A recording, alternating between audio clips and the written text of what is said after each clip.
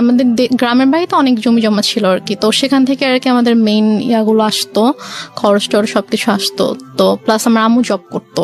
আব্বু অসুস্থ হওয়ার পর থেকেই মানে মোটামুটি বলা চলে যে আমার আম্মু একটু মানে বদলে যাওয়া শুরু করে। এটা কি বাবা অসুস্থ হয়ে যাওয়ার পরে ফার্স্ট টাইম আপনারা নোটিস করলেন? আপনার বড় বোনের সাথে আপনার বয়সের ডিফারেন্স কত? আমার আপুর সাথে আমার 6 বছরের পার্থক্য। তার মানে উনি হচ্ছেন রাইট নাও 30 এবং আপনি হচ্ছেন 24। ওকে, সো আপনি যখন 2.5 বছরের ছিলেন, আপনার বোন তখন বলা যেতে পারে 7 থেকে 8 বছর বয়স। আচ্ছা, তো ওই সময় আপনার বাবা ফুললি হসপিটালাইজড? আব্বু ফুললি হসপিটালে। কি করতেন উনি, পেশায় কি ছিলেন? আব্বু অ্যাক্সিডেন্টের আগে ব্যাংকে জব করতেন। আচ্ছা, তো ওই সময় মা খারাপ আচরণ করা শুরু করলো? মানে আপুই বেসিক্যালি আমাকে পেলেছে আর কি ছোটবেলা থেকে আমাকে, কারণ আম্মু বেশিরভাগ সময় হয়তো জবের কারণে বাইরে থাকতো, আব্বু সিক ছিল, সব দায়িত্ব আম্মুকে নিতে হতো। ও, মাও তখন জব করতো? হ্যাঁ, আম্মু জব করতো। তো তখন থেকে আর কি আম্মু বাসায় আসলে দেখা যেত খুব অল্পতেই রেগে যেত, তারপর অনেক খারাপ ব্যবহার করতো। তো এগুলো নিয়ে আর কি আব্বুর সাথেও আম্মুর একটু ঝামেলা শুরু হয়ে যায় যে তুমি কেন বাচ্চাদের সাথে এরকম ব্যবহার করছো, এটা তো ঠিক করছো না তুমি। তো তখন থেকে আর কি বলা যায় যে আমাদের জীবনটা বদলে যাওয়া শুরু করে। আমরা অনেক হ্যাপি একটা ফ্যামিলি ছিলাম মোটামুটি। অ্যাক্সিডেন্টটা কিসের অ্যাক্সিডেন্ট হয়েছিল? অ্যাক্সিডেন্টটা হচ্ছে আব্বু গ্রামের বাড়িতে যাচ্ছিল, আমাদের বাসা থেকে গ্রামের বাড়িতে যাচ্ছিল। তো তখন আর কি একটা ট্রাক এসে টেম্পু টাইপের যে ইয়াগুলো থাকে না গ্রামে, একটা জায়গা থেকে একটা জায়গায় যায়, ওইরকম একটা গাড়িতে আব্বু ছিল আর কি। একটা ট্রাক এসে উপরে উঠিয়ে দেয়, গাড়ির যে স্টিয়ারিংটা থাকে স্টিয়ারিংটা একদম আব্বুর পেটে ঢুকে যায়। ঢুকে মানে খুবই ডেঞ্জারাস অ্যাক্সিডেন্ট। আব্বুর শরীরে অনেক হাড্ডি ভেঙে যায়, তারপর হচ্ছে স্টিয়ারিং ঢুকে একদম আব্বুর পুরো পেট একদম মানে চিড়ে ফেরে জাস্ট সাইডে একটুখানি ঝুলে থাকে, এমন অবস্থা। পেটের ভিতরে যা কিছু ছিল সবকিছু বের হয়ে যায়, মানে খুবই মানে ডেঞ্জারাস একটা অ্যাক্সিডেন্ট। আব্বুর বাঁচারই কথা না, রাইট? এখন আলহামদুলিল্লাহ আল্লাহ হায়াত দিয়েছিল জন্য আব্বু অ্যাক্সিডেন্টের পরে 14 বছরের মতো বেঁচে ছিল। বাট মানে যে অবস্থা ছিল আব্বু হাঁটতে পারতো না। আচ্ছা, আব্বুর 11 মাস পরে যখন আব্বুকে বাসায় নিয়ে আসা হলো তখন আব্বু হাঁটতে পারতো না, আব্বু টোটালি হচ্ছে বিছানায় ছিল। তো আম্মু তখন আর কি আব্বুকে অনেক টেক কেয়ার করেছে। আব্বুকে হচ্ছে আমরা মানে যে ওয়াকার, বেবিরা যেরকম ওয়াকারে হাঁটে আমরা ওরকম করে আব্বুকে নতুন করে আব্বুকে বসানো শিখাইতে হয়েছে, আব্বুকে দাঁড়ানো শিখাইতে হয়েছে, দেন ওয়াকারে করে আব্বুকে হাঁটাতে হয়েছে। তো তারপর যাই হোক অনেক বছর পার হলো, 2001-এ আমার বড় বোনের বিয়ে হয়ে যায়। আচ্ছা, আপুর খুব অল্প বয়সে বিয়ে হয়, তখন 14 বছর বয়স ছিল। তো মানে অনেক ভালো ছেলে পেয়েছিল, এই জন্য হয়তো মানে বিয়ে দিয়ে দেয় আর কি। 14 বছর বয়সে? হ্যাঁ, যখন 14 বছর বয়স।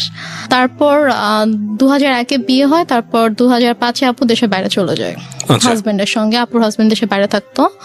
তারপর 2005-এ দেশের বাইরে চলে যাওয়ার পরে আমরা হচ্ছে তখন তো আমি একা একদম, আব্বু আম্মু আমি। এর মাঝে তো অনেক মানে কি বলবো, নিজের মা সম্পর্কে আসলে এভাবে কথাগুলো বলতেও আমার খারাপ লাগছে, তারপর বলতে হয়। 2005-এ আপু চলে যাওয়ার পর থেকে আর কি আম্মুর মানে ব্যবহারগুলো আরো বেশি খারাপ হওয়া শুরু করে আমার সাথে, আব্বুর সাথে। বাবা কি তখন জব করছে নাকি একদম বাবা বেসিক্যালি হচ্ছে যে অ্যাক্সিডেন্টের পরে বাবা জব করতো না, কারণ বাবা হাঁটা চলাই তো অনেক বছর করতে পারেনি। তারপর কি বাবার হচ্ছে যে কিছু মানে জায়গায় হয়তো টাকা দেওয়া ছিল বিজনেসের ইয়াতে, ওখান থেকে আসতো প্লাস বাড়ি থেকে আসতো, ওভাবেই আর কি আমাদের সংসার চলছিল। তারপর 2006 সালে আপনারা তখন কোথায়? আপনারা কি তখন ঢাকাতে নাকি? আমরা তখন ঢাকাতে না, আমরা তখন আমাদের বাড়িতে গেলেন কবে? বাড়িতে গিয়েছি আমরা হচ্ছে 1 বছর একটু বেশি সময় হচ্ছে ঢাকায় ছিলাম। আচ্ছা, তারপর হচ্ছে তখন থেকে আমরা বাড়িতে মানে 96-এর কি মাসে অ্যাক্সিডেন্ট করেছিল সেটা আমার মনে নেই, বাট আমরা হচ্ছে 13-14 মাসের মতো ঢাকায় ছিলাম। তারপরে আর কি আমরা বাড়িতে চলে যাই। বাড়ি কোথায় চলে গেলেন? আমাদের বাড়ি তো সিরাজগঞ্জ চলে গেলেন। আচ্ছা, তো সিরাজগঞ্জে মানে হচ্ছে আপনার বাবার বাড়িতে চলে গেলেন? না, আমাদের বাসা, আমরা যে বাসাটা তখন আমরা ভাড়া থাকতাম, ওখানে 1 বছর বাবার এখানে থেকে ট্রিটমেন্ট করাতে হয়েছে বাবাকে শুধুমাত্র। তারপর আমরা সিরাজগঞ্জে চলে যাই, তো ওখানে আমাদের বাসা ছিল, ওখানে আমরা যাই, গিয়ে ওখানে থাকি আর কি। আম্মু কিছুদিন পরে হচ্ছে জয়েন করে, আম্মু আগেও জব করতো, ওই সেম জবটাতে আম্মু আর কি জয়েন করে। আচ্ছা, আর আব্বু হচ্ছে ওই টুকটাক মানে বেশি তো হাঁটাচলা করা নিষেধ ছিল, বলেছিল যে যতটা সম্ভব রেস্ট নিতে। তো আব্বু এরকম মানে জবে আর যাওয়া হয়নি, তো টুকটাক বিজনেস করতে ভাবে চলতো আর কি আমাদের। তো তারপর হচ্ছে 2006 সালে একটা ঘটনা আমি দেখি আর কি, মানে আমি ঘুমাচ্ছিলাম, তো ঘুম থেকে উঠে আমি যখন আম্মুর মানে বেডরুমের দিকে যখন আমি গেলাম, তো গিয়ে আর কি আমি খুবই আপত্তিজনক একটা আমি দেখি। সো তারপর থেকে আর কি আমার আম্মুর প্রতি আমার। বাবা কোথায় তখন? আমার আব্বু তখন বাইরে ছিল। বাইরে বলতে? বাইরে হচ্ছে আব্বু ওই ব্যবসার কাজে আব্বু বাইরে গিয়েছিল, একটা শপ ছিল ওখানে আব্বুর, তো ওই শপে গিয়েছিল আর কি। আচ্ছা, সো আপনি যে আপত্তিকর অবস্থাটা দেখলেন, এটা কি বেসিক্যালি আপনি ফার্স্ট টাইম নোটিস করলেন এরকম? হ্যাঁ, আমি ফার্স্ট টাইম নোটিস করলাম এরকম কিছু। তো তখন আপনি স্কুলে পড়েন? তখন আমি মেবি ক্লাস 7-এ পড়ি। স্কুলে পড়ি তখন আমি। তো তারপর ওটা দেখার পর থেকে আম্মু তো প্রচন্ড ভয় পেতাম, মানে দেখা যেত যে আম্মু কিছু একটা বললে অথবা একটু জোরে কথা বললে আমি ভয় পেয়ে যেতাম, বুকের ভিতরে কাঁপুনি শুরু হয়ে যেত যে এখন কি হবে। তো তারপর ওই ঘটনাটার পর থেকে আমি জাস্ট রুমে ঢুকে যখন দেখেছি সাথে সাথে আমি রুম থেকে বের হয়ে গিয়েছি আর কি। আমি আমার রুমে চলে গিয়েছি। তো তার কিছুক্ষণ পরে আম্মু এসেছে আমার রুমে। তো এসে আমাকে বলছে যে যা দেখেছো সেটা যেন বাবাকে না বলা হয়, যদি বলো তাহলে কিন্তু তোমার খবর আছে। আচ্ছা, মা আপনাকে সবসময় এই ধরনের শাসনই করতো? শাসনই করলো বিষয়টা নিয়ে? আচ্ছা, শাসনই করলো। তারপর আমি তো আমি আগে বলেছি যে আমি প্রচন্ড ভয় পেতাম আম্মুকে, তো আমি আর কিছু বলি না, বাবা আসার পরও কিছু বলি না। তো তারপর এভাবেই চলছিল। এরপরও আরো কয়েকবার আমি এরকম ঘটনা আমার চোখের সামনে হয়েছে, কারণ ওই দিনে আমি দেখার পর থেকে আসলে আম্মুরও একটা ভয় কেটে যায় যে হ্যাঁ আমি তো বাবাকে কিছু বলিনি, আমি কিছু বলবো না। তো আমার সামনে এরকম ঘটনা আরো অনেকবার হয়েছে, বাট আমি বাবাকে কিছু বলতে পারিনি আর কি। তো তারপরে গিয়ে আমরা 2007 সালে আমরা নিজেদের বাসা করি। তো সিরাজগঞ্জে, হ্যাঁ, নিজেদের বাসা করার পরে ওখানে আমরা শিফট হই। তো তারপর 2009 সালে হঠাৎ করে একদিন আমার আব্বু প্রচন্ড অসুস্থ হয়ে যায়। আমরা এখানে একটা বিরতি নিতে চাই প্রিয় শ্রোতা। আপনারা শুনছেন মিস্টার ম্যাঙ্গো ক্যান্ডি প্রেজেন্স জীবন গল্প। আপনারা শুনছেন রেহনুমার জীবন গল্প। রেহনুমা রাইট নাও 24 শুভ হয়ে থাকতো। তারপর আমি আমার রুমে চলে যাই। তো হঠাৎ করে প্রায় 10-15 মিনিট পর আব্বু চিৎকার করে আমাকে ডাকে। তো আমি ছুটে আব্বুর রুমে যাই। তো রুমে যাওয়ার পরে দেখি আব্বু বলছে আমার খুব খারাপ লাগছে, তুমি আমাকে বারান্দায় নিয়ে যাও। আচ্ছা। তো আমি আব্বুর রুম থেকে আব্বুকে ধরে বারান্দায় নিয়ে আসি। তো আব্বু যখন থেকে ব্যথা শুরু হয় তখন থেকে আব্বু জাস্ট বুকে হাত দিয়ে রেখেছিল, যেখানে ব্যথা করছিল। আব্বু বসতে পারছিল না, শুতেও পারছিল না, আতশোয়া হয়েছিল বিছানায়। তুমি আব্বুকে ধরে বারান্দায় নিয়ে যাওয়ার পরে আব্বুকে চেয়ারে বসিয়ে দিই। তো তারপর আব্বু বমি করে দেয়। তো বমি হচ্ছিল, তো মানে তখন আমি কান্না করতে করতে আম্মুর কাছে যাই যে আম্মু আসো, আব্বু তো বমি করছে, মরে যাক আমার কি, আমি পারবো না যেতে, আমাকে ডাকবা না। এটা আপনার মা বলে? আমার মা বলে। আচ্ছা। তখন আমি খুব কষ্ট পাই, কারণ মার চেয়ে আমি বাবার খুব কাছে ছিলাম, বাবাকে প্রচন্ড ভালোবাসতাম। এখানে একটা বিষয় বলি প্রিয় শ্রোতা, আমি বারবারই বলছি, আজকে যে ধরনের ডিসক্লেমার আমরা দিয়েছি সেই ডিসক্লেমারের জায়গায় আমার আরো বেশ কয়েকটা কথা বলার আছে আজকের অনুষ্ঠানে। আজকেই ওর যে গল্পটা, সেই গল্পের পুরোটা জুড়েই থাকবে ওর মাকে নিয়ে বলা অনেক কষ্টজনক অনেক কথাবার্তা। আমাদের সমাজে কিংবা আমাদের পুরো পৃথিবীতে যদি বলি, মা হচ্ছেন এমন একটি ক্যারেক্টার, মা হচ্ছেন এমন একটি স্বর্গীয় গিফট সন্তানের জন্যে, যেখানে কোনো লজিকই খাটে না। মা যা মা তাই, এখানে অন্য কোনো কিছু বলার সুযোগ নেই। সুতরাং আজকের এই পার্টিকুলার বিষয়কে কেন্দ্র করে আপনি আইদার পজিটিভ আইদার নেগেটিভ কোনো কিছুই ভাববেন না মার এই বিষয়টাকে নিয়ে। আমি বারবার আপনাদেরকে সতর্ক করছি। আপনারা বরং ভাবুন এটা, যে একটা মেয়ে পরিবারে এই ধরনের পরিবেশের মধ্যে বড় হয়ে সে আজকে কোথায় দাঁড়িয়ে আছে, কিভাবে ফাইট করছে। কারণ এই পার্টিকুলার একটা মাকে দিয়ে সমাজের অন্য সকল মাকে চিন্তা করার কোনো সুযোগ নেই। চিন্তা করতে গেলে আপনার এই গল্পটাকে ফেক মনে হবে, এক। আর 2 নম্বর যেটা, সেটা হচ্ছে আপনি চিন্তা করতে গেলে ভয়ানক রকমের কষ্ট পাবেন। তবে হ্যাঁ, আমি ডেফিনেটলি শিওর যে আজকের এই গল্প শুনে অনেকেই হয়তো বা তার নিজের জীবনের গল্পটা খুঁজে পাবেন। কারণ এই ধরনের বিষয়গুলো মিডিয়াতে এত বড় হাইলাইট করা, এত বড় স্পেস দিয়ে মানুষকে সচেতন করা, মানুষকে ইন্সপায়ার করা, এটা আসলে রেডিওতেই ফার্স্ট হয়েছে।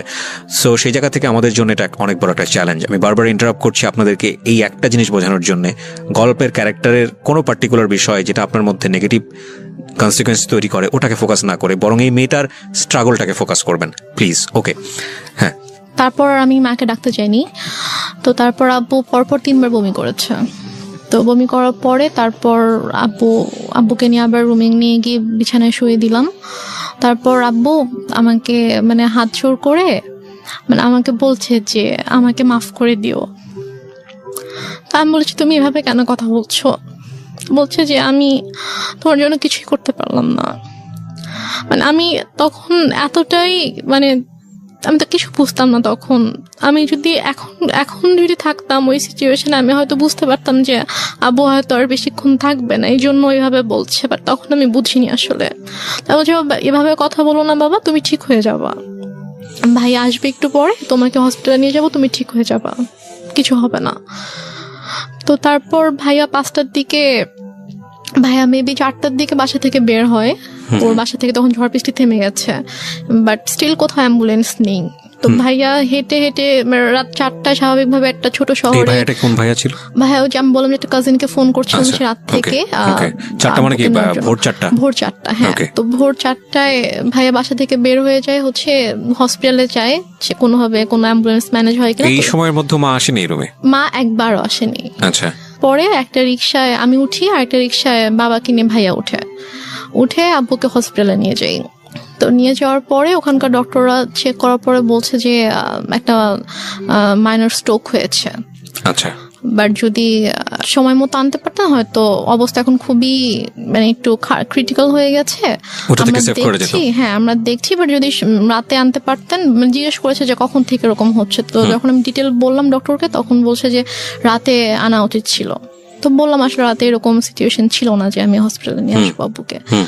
তো তারপর ইসিজি করা হলো, সব চেক আপ করা হলো। আব্বুকে আব্বু সারা রাত তো ঘুমায়নি, তা আব্বুকে ঘুমের ইঞ্জেকশন দেওয়া হলো ঘুমানোর জন্য। তো 6:30টার দিকে আমি আম্মুকে ফোন করলাম, আব্বুর ফোনটা আমার কাছে ছিল। তো আমি আম্মুকে ফোন করলাম যে আম্মু এই ঘটনা, আব্বুর তো স্ট্রোক হয়েছে, তো ডক্টর এটা বলেছে। তো বলতেছে যে তুমি আমাকে কেন ফোন দিয়েছো, তোমার বাবা তুমি দেখো, আমাকে কেন বারবার ফোন দিয়ে বলতেছো। বলছে যে আম্মু আমি একা একা এখানে কি করব, তুমি আসবা না? বলতেছে যে না আমি আসতে পারবো না। এখন টাকা পয়সার একটা ব্যাপার ছিল, কারণ আমি আসার সময় তো আমি কোনো টাকা পয়সা নিয়ে আসিনি। ভাইয়া আর কি হসপিটাল মেডিসিন যা কিছু লেগেছে ভাইয়া এনেছে। তো তারপর আমি আমাকে বললাম যে আমার তো টাকা লাগবে, হসপিটালে তো টাকা লাগবে। তো টাকা লাগবে, তুমি তোর বাবাকে বলো কোথায় টাকা রেখেছে, এসে নিয়ে যাও, আমি কিছু জানি না, আমাকে আর ফোন দিবা, আমাকে বিরক্ত করবো না। তো তারপর আমি আর মাকে ফোন দিই না, আমি আমার চাচুকে ফোন দিই। আমার ছোট চাচু আমাদের বাসা থেকে 15 মিনিটের দূরত্বে থাকতো। তো চাচুকে ফোন দিয়ে বলি যে চাচু আব্বু তো এরকম হসপিটালে, তো আপনি আসেন। সে বলে যে আমি মাত্র ঘুম থেকে উঠেছি, আমার অফিস আছে, আমি এখন আসতে পারবো। তো তারপরে আর কি ডক্টররা হচ্ছে আব্বুকে কেবিনে শিফট করলো। ফার্স্টে তো ইমার্জেন্সিতে ছিল, তারপর কেবিনে শিফট করার পরে আমি আবার প্রায় মনে হয় 8টার দিকে আম্মুকে ফোন করি, তুমি কি একটু স্যুপ অথবা রুটি সবজি একটু বানাতে পারবা আব্বুর জন্য? বলে কেন, আমি কেন বানাবো, তোমার দরকার থাকলে তুমি সে পানি নিয়ে যাও। কোন ক্লাসে পড়েন তখন আপনি? আমি তখন ক্লাস 9-এ পড়ি। ক্লাস 9-এ, ওকে। তো কি মনে করে আম্মু আবার প্রায় আধা ঘন্টা পরে ফোন দিয়েছে, ফোন দিয়ে বলছে যে একটু পরে তো বুয়া আসবে, তো বুয়া আসলে আমি বুয়াকে দিয়ে নাস্তা বানিয়ে পাঠিয়ে দিব। তো বললাম আচ্ছা ঠিক আছে।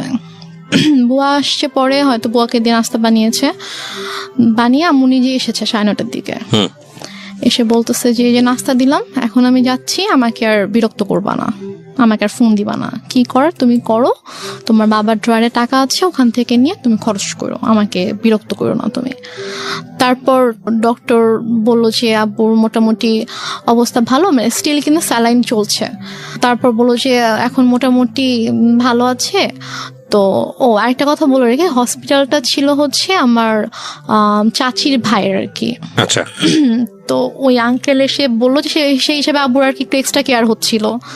তো তারপর 8টার দিকে ডক্টর এসে বললো যে এখন মোটামুটি ঠিক আছে, কোনো রিস্ক নেই। তো উনি ঘুমানোর তো ইঞ্জেকশন দেওয়া হয়েছিল, তো উনি ঘুমালে উনি বেটার ফিল করবে, আপনারা ওনাকে বেশি বিরক্ত করেন না, এটা বলছে আর কি। তো বলার পরে তো আম্মু বললো যে ঠিক আছে, আমি তো সারাদিন ছিলাম, আমি এখন চলে যাই, তুমি থাকো। আমার সাথে আমার একটা ভাগিনা ছিল, মানে ও আর আমি সেম এজেরই ছিলাম। তো আমি আর ও হসপিটালে ছিলাম। তো আম্মু চলে গেল, যাওয়ার পরে আমাকে আম্মু বাসায় চলে যাওয়ার, হসপিটাল থেকে আমাদের বাসার দূরত্ব ছিল 5-6 মিনিট, রিক্সায় করে 5-6 মিনিট দূরত্ব ছিল। তো তারপর আম্মু বাসায় গিয়ে আমাকে ফোন দিয়েছে, ফোন দিয়ে বলছে তুমি বাসায় আসো, তুমি আমার যে ইয়াটা ছিল নাম ছিল মধু, বলছে তুমি আর মধু বাসায় আসো। তো আমি বলছি বাসায় কেন যাবো, আব্বু তো একা থাকবে। তো বলছে যে সমস্যা নেই, তুমি আসো, তোমার বড় খালামণি যাচ্ছে। আচ্ছা। তো আমি বললাম যে বড় খালামণি কেন আসবে, বড় খালামণিকে দেখলে তো আব্বু রেগে যাবে। মানে আমার বড় খালামণির সাথে আব্বুর একটু সমস্যা ছিল। আচ্ছা, সমস্যা ছিল বলতে যে মানে বড় খালামণির মানে বিহেভিয়ারের জন্য আব্বু বড় খালামণিকে পছন্দ করতো, এটা অ্যাভয়েড করতো আর কি। আচ্ছা। তো বলো যে আব্বু যদি রেগে যায় তখন আব্বুর জন্য তো এটা মানে খারাপ হতে পারে। একটু করে চোখ খুলেছে, তো খুলে বলছে মানে ইশারা করে বলছে যে না ঘুমাচ্ছি না। আম্মু তো আমাকে বাসায় ডেকেছে, আমি বাসায় যাচ্ছি, আমি গিয়ে চলে আসবো, বেশিক্ষণ থাকবো না, মা চলে আসবে, তুমি থাকো, আমি আসছি। তো আব্বু জাস্ট চোখ দিয়ে ইশারা করলো যে ওকে। তো দেন আব্বু একটু সাইডে ফিরে যখন ওদেরকে দেখেছে তখন আর কি আব্বুর মানে এক্সপ্রেশনটা চেঞ্জ হয়ে গিয়েছে আর কি। তো যাই হোক আমি তো চলে আসলাম বাসায়। এর মধ্যে আমি বাসায় আসার প্রায় 15-20 মিনিট পরে আমার খালা হচ্ছে আম্মুকে ফোন দেয়। ফোন দিয়ে বলে যে ভাইয়ের অবস্থা ভালো না, তুই তাড়াতাড়ি আয়।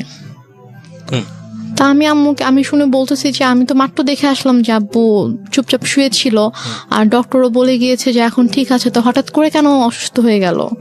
বলছে তো আমি জানি না, ঠিক আছে আমি গিয়ে দেখছি। তা আমি বললাম যে আমিও যাব, তোকে যেতে হবে না, তুই ফ্রেশ হয়ে খেয়ে দে তারপর আয়। ওকে। তো আমি অনেকবার রিকোয়েস্ট করলাম আম্মুকে যে আম্মু প্লিজ আমি যাই, আমি তোমার সঙ্গে যাই। বলছে না তুই যাবি না, তুই থাক, আমি যাচ্ছি। তো আম্মু চট করে রেডি হয়ে আম্মু গেল। তো আম্মু মেবি 3:30টার দিকে হসপিটালে গিয়েছে। তো যাওয়ার পরে আমি ফোন দিচ্ছি, ফোন ধরছে না। আমি ফোন দিচ্ছিলাম যে কি হয়েছে, এখন কি অবস্থা, আব্বু ঠিক আছে কিনা। তো যাই হোক আমি মাত্র খেতে বসেছিলাম আর কি। তো খেতে বসার সাথে সাথে আম্মু আমাকে ফোন দিয়েছে, ফোন দিয়ে বলছে যে ড্রয়ারে টাকা আছে, সবগুলো টাকা নিয়েই হসপিটালে আয়। আমি বলছি কেন, আব্বুর কি অবস্থা এখন? বলছে হ্যাঁ তোর আব্বুকে ঢাকা নিতে হবে, অবস্থা ভালো না, অক্সিজেন দিয়ে রাখছে, তোর আব্বুকে ঢাকা নিতে হবে, তুই টাকাগুলো নিয়ে, এখানকার তো বিল পে করতে হবে, ঢাকা গেলে টাকা লাগবে, তো তুই টাকাগুলো নিয়ে আয়। আমি আর খেতে পারলাম না। আমার ভিতরে এত অস্থিরতা শুরু হয়েছে যে আমি কান্না শুরু করে দিয়েছি, যে আমার কেমন ওখানে প্রচন্ড খারাপ লাগছিল। তো তারপর আমি টাকা নিয়ে চট করে বের হলাম। তারপর আমি হসপিটালে আসার পর দেখি যে আমার একজন চাচু হসপিটালের নিচে দাঁড়িয়ে আছে। আমি রিক্সা থেকে নামার সাথে সাথে চাচু আমার হাত ধরেছে, তো ধরে বলতেছে যে চল উপরে চল। আমি বললাম যে আব্বুর কি হয়েছে? তখন আমার খুব খারাপ লাগছিল, যে আমার মনে হচ্ছিল যে মেবি আব্বু নেই। তাই আমি বলছি সত্যি করে বল আব্বুর কি হয়েছে। তো আব্বুর কেবিন ছিল হচ্ছে 3 তলায়। তো দেন আমি গেলাম, তো চাচু পুরোটা সময় আমার হাত ধরে আছে। 3 তলাতে যাওয়ার পরে দেখি যে আব্বুর কেবিনের দরজাটা খোলা, দরজার সামনে অনেক মানুষ। তো আমি গিয়ে চিল্লানো শুরু করছি যে হার্ট অ্যাটাক করেছে হার্ট পেশেন্টের রুমের সামনে, দরজা কেন খোলা থাকবে, এত মানুষ কেন এখানে হইচই করছে, আপনার সরেন এখান থেকে, আমার আব্বুর ডিস্টার্ব হবে। আমি এটা বলতে বলতে রুমে ঢুকে দেখি যে আমার মা খালা একটা বেডে বসে আছে, আর আমি দেখেছি আব্বু শুয়ে আছে। আমি তখনও খেয়াল করিনি যে আব্বুর মাথার নিচে যে বালিশ নেই, অথবা আমি স্যালাইন টালাইন আমি কিছুই খেয়াল করিনি আর কি। আমার জাস্ট মনে হচ্ছে আব্বু নর্মালি শুয়ে আছে, কারণ ওইভাবে শোয়াই আমি দেখে গেছি আব্বুকে। তো আব্বুর মাথার কাছে হচ্ছে আমার চাচু বসে আছে, যে চাচুকে আমি সকালে ফোন দিয়েছিলাম, যিনি বলেছে অফিস আছে আমি আসতে পারবো না, উনি বসে আছে। চাচি এসেছে, উনি দাঁড়িয়ে আছে। তো আমি আব্বুকে দেখো তখনও কিন্তু বুঝতে পারিনি যে আব্বু নেই। আমার বড় খালামণি হঠাৎ করে এসে আমাকে জড়িয়ে ধরে আমাকে বলে যে কি একটা সর্বনাশ হয়ে গেল, তোরা তো এতিম হয়ে গেলি। উনি খুব জোরে চিৎকার করে করে কান্না করছে, আর উনি এভাবে বিলাপ করে করে বলছে কি সর্বনাশ হয়ে গেল, তোরা এতিম হয়ে গেলে এখন তোদের কি হবে। এটা যখন বলেছে তখন জাস্ট আমি আব্বুর দিকে তাকিয়ে তখন আমি খেয়াল করেছি যে আব্বুর মাথার নিচে বালিশ নেই। তো আমি নর্মালি আমি আর আমার আব্বু মৃত মানুষকে ভয় পেতাম আর কি। আমাদের বাসার আশেপাশে বাসায় যদি কেউ মারা যেত, আমার আব্বু ওই বাসার সামনে দিয়ে 40 দিন যেতাম না। আমাদের একটা ধারণা ছিল যে মানুষ মরে গেলে ভূত হয়ে যায়, তারা এসে ভয় দেখাবে। আব্বুর ওই ভীতিটা ছিল, আমারও ওই ভীতিটা ছিল। আমরা ওই দিক দিয়ে না গিয়ে অনেকখানি ঘুরে যেতাম। তো বাট তখন আমার কোনো আমার মধ্যে কোনো ওই ভয়টা অথবা এরকম কিছুই নেই। আমি আব্বুর কাছে গিয়ে আমি আব্বুকে এভাবে ধাক্কা দিচ্ছিলাম যে আব্বু কি হয়েছে তোমার, তুমি উঠো, তুমি। তো আমার অনেকে এসেছিল তখন। আমার চাচি গিয়ে আমাকে ধরলো, আমার আরেকটা ভাইয়া এসে আমাকে ধরলো। তো আমি ভাইয়াকে ধরে চিৎকার করে করে কান্না করছিলাম। বাট আমার আম্মুর একটু কান্না করেনি। আমার আম্মু চুপ হয়ে বসে আমাকে বলতেছে যে এভাবে কান্না করার কি আছে। আমাকে বলতেছে, আমি যখন আমাকে বসাই দিছে আম্মুর পাশে, আমাকে বসাই দিছে আমার ভাইয়া, তো বলতেছে যে এভাবে কান্না করতেছো কেন, এভাবে কান্না করার কি আছে, টাকা আনছো টাকা দাও।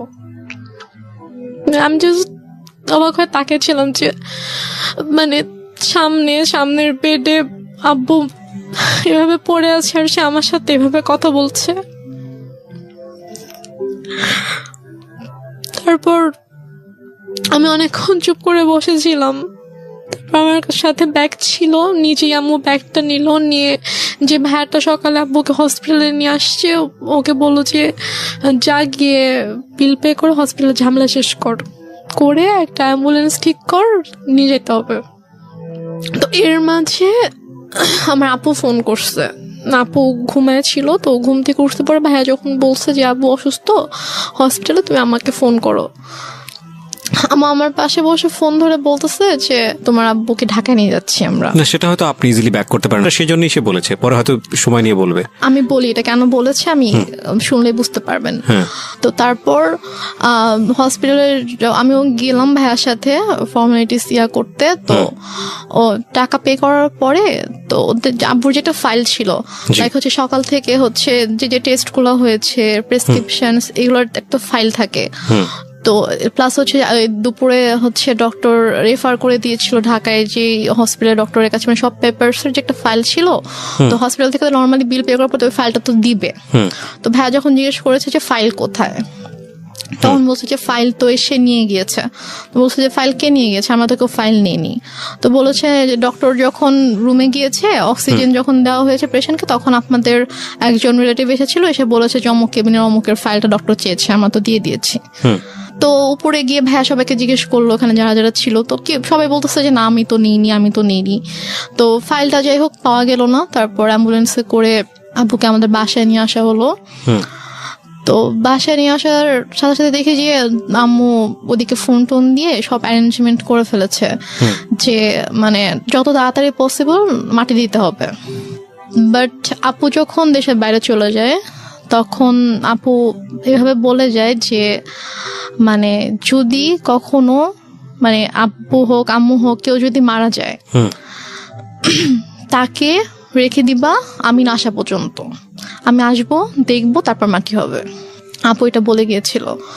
তো আপুর শ্বশুর বাড়িতে যখন জানানো হয় যে আব্বু মারা গেছে, তখন বলে যে ঠিক আছে আমরা আসছি, আপনারা ওখানে সবকিছু ঠিকঠাক করেন, ওনাকে গোসল করেন, তারপর আমরা ঢাকায় নিয়ে এসে ওনাকে, মানে আপু শ্বশুর বাড়িতেও এটা জানতো, আর আপু শ্বশুর বাড়িতেও সেম কথাটাই বলেছে যে শ্বশুর শাশুড়ি ছিল, তো ওদের বলেছে যে মানে যারই কিছু হোক না কেন আমাদেরকে ছাড়া কিন্তু আপনারা মাটি দিবেন না, আমরা দেখবো।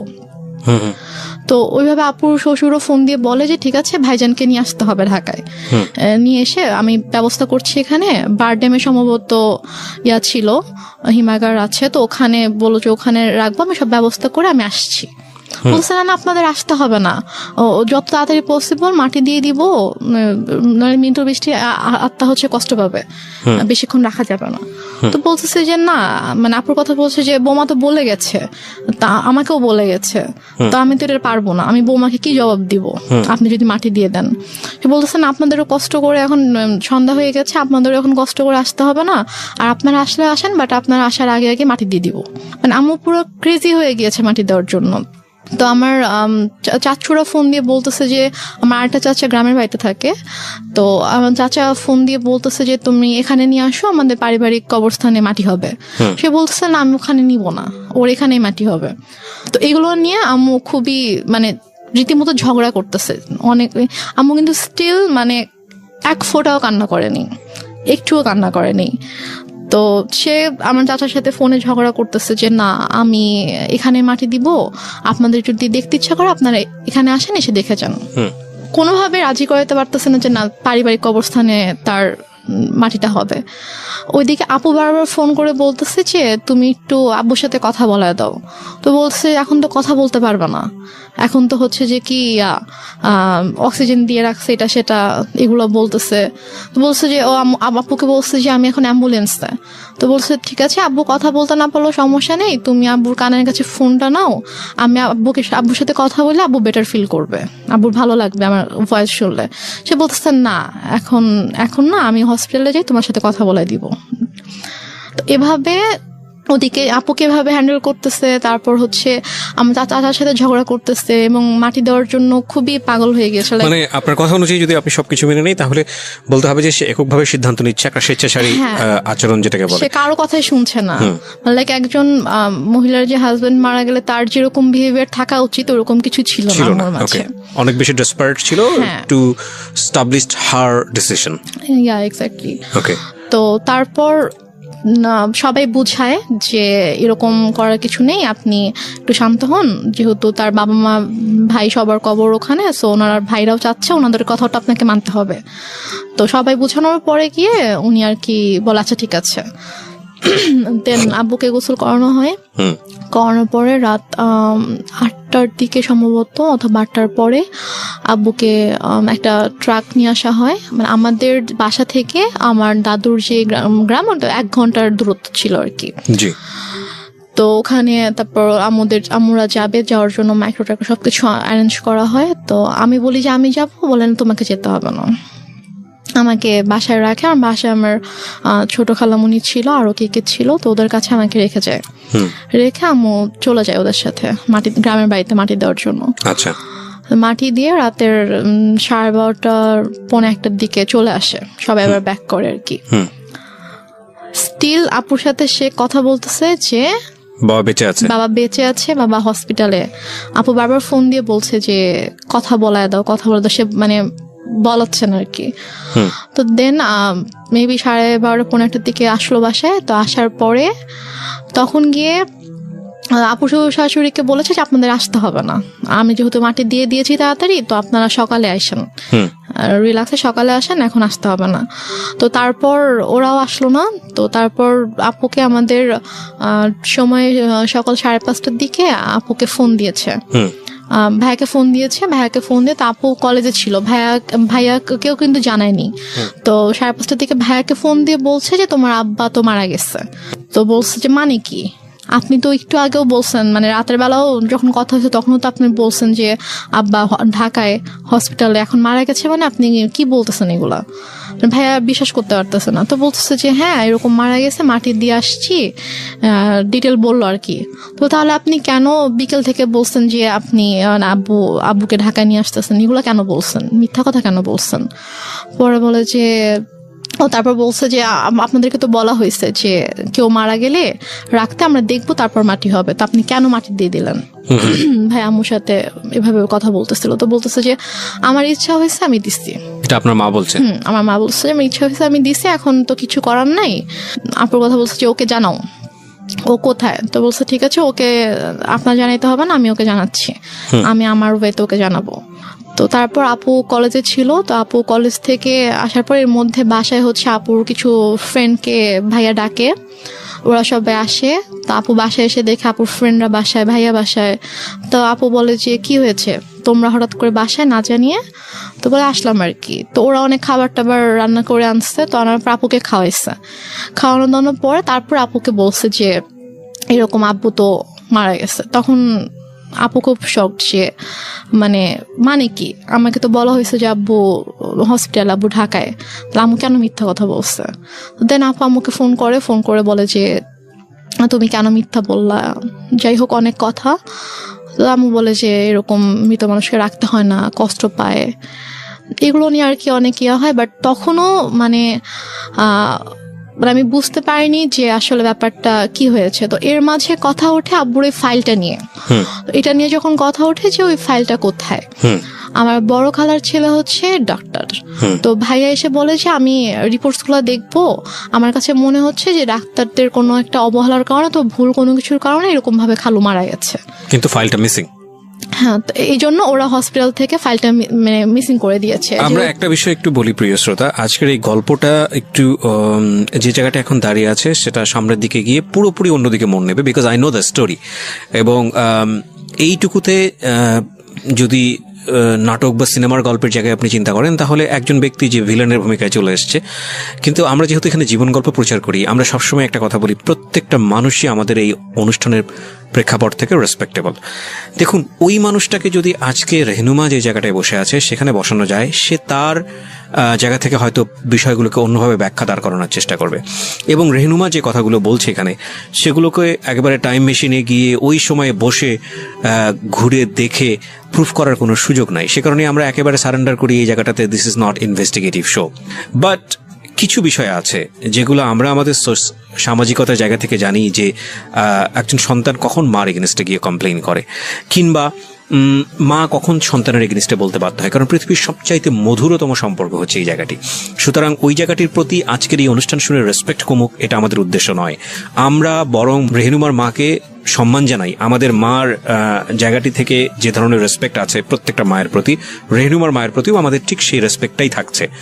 আমরা বরং গল্পটাকে অন্যদিকে একটু ফোকাস করি, যে রেহনুমা এইরকম একটা প্রবলেম পরিবারের মধ্যে ফেস করেছে, বা করার পরেও সে আজকে কোথায় দাঁড়িয়ে আছে। এবং এই গল্পটা এই কারণেই প্রচার করতে চাই, সবাইকে যদি মানে আমাদের সামনে আনতে পারেন। রিসিপশনের জিনিস ছিল, উনি বলেছে যে তাহলে আমি চিনে ফেলবো। আচ্ছা, কে ছিল? উনি বলেছে যে, আমি জিজ্ঞেস করছিলাম যে মানে কে ছিল, ছেলে ছিল নাকি মেয়ে ছিল, তো উনি বলছে একজন মহিলা ছিল। আচ্ছা, তো উনি এসে বললো যে অমুক কেবিনের অমুক পেশেন্টের হচ্ছে আমি রিলেটিভ, তো ডক্টর ফাইলটা চেয়েছে, ফাইলটা দেন তাড়াতাড়ি। তো ফাইলটা পরে নিয়ে গিয়েছে।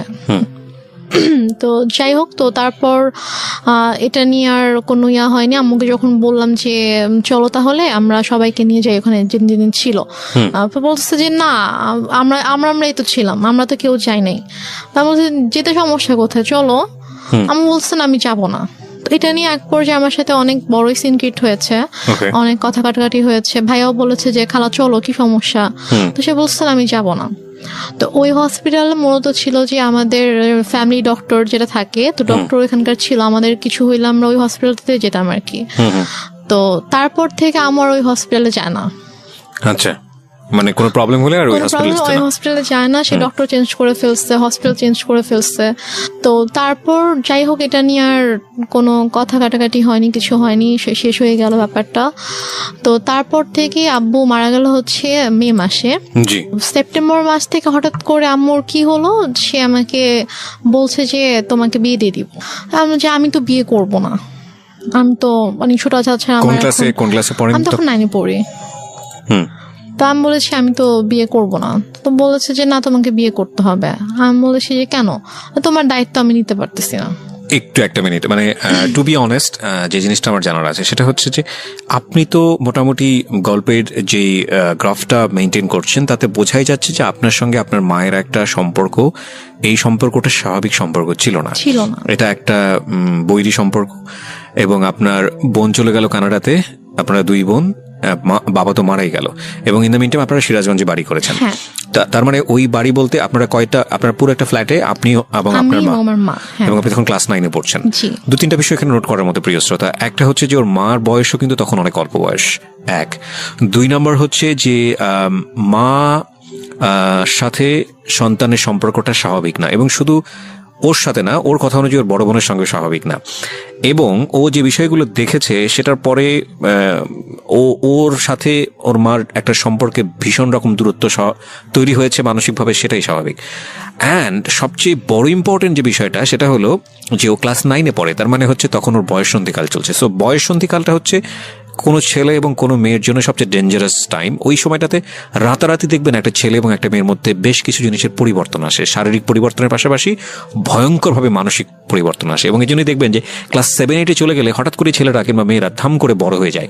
এই যে ব্যাপারটা, এই স্টেজটা কিন্তু খুব মারাত্মক, এবং এটাকে খুব সফটলি ডিল করা উচিত। এই ডিল করার জায়গাটাতে মা কিংবা বাবা মা বা কাছের বন্ধুদেরকে অনেক বড় একটা ভূমিকা পালন করতে হয়। তো সেই জায়গাটিতে এই মেয়েটিরও এক ধরনের রাফ আচরণ হলেও হতে পারে, যেটা মায়ের সঙ্গে আমি ঠিক জানি না। আমি কোশ্চেনটা করতে চাই একটা, যেটা হচ্ছে যে আপনার বড় বোনের খুব অল্প বয়সে বিয়ে হয়েছিল যেটা আপনি বলছিলেন, তো সে কারণে কি ফ্যামিলি ট্র্যাডিশন এটা ছিল যে ঠিক আছে আপনাকেও বিয়ে দিয়ে দিক নির্ঝঞ্ঝাট? কিছু ছিল না, বরং উল্টো তো হওয়া উচিত, কারণ যেহেতু আপনাকে বিয়ে দিলে আপনার মা একা হয়ে যাবে একদম, সো আপনাকে বরং বিয়ে একটু বয়স হলেই দেওয়াটা স্বাভাবিক। আমি বরং যেটা দেখতে পাচ্ছি যে উল্টো ছিল, তার মানে আপনার আচরণ কি এমন ছিল আপনার মায়ের প্রতি যে আপনার মা আপনাকে সহ্য করতে পারছে না?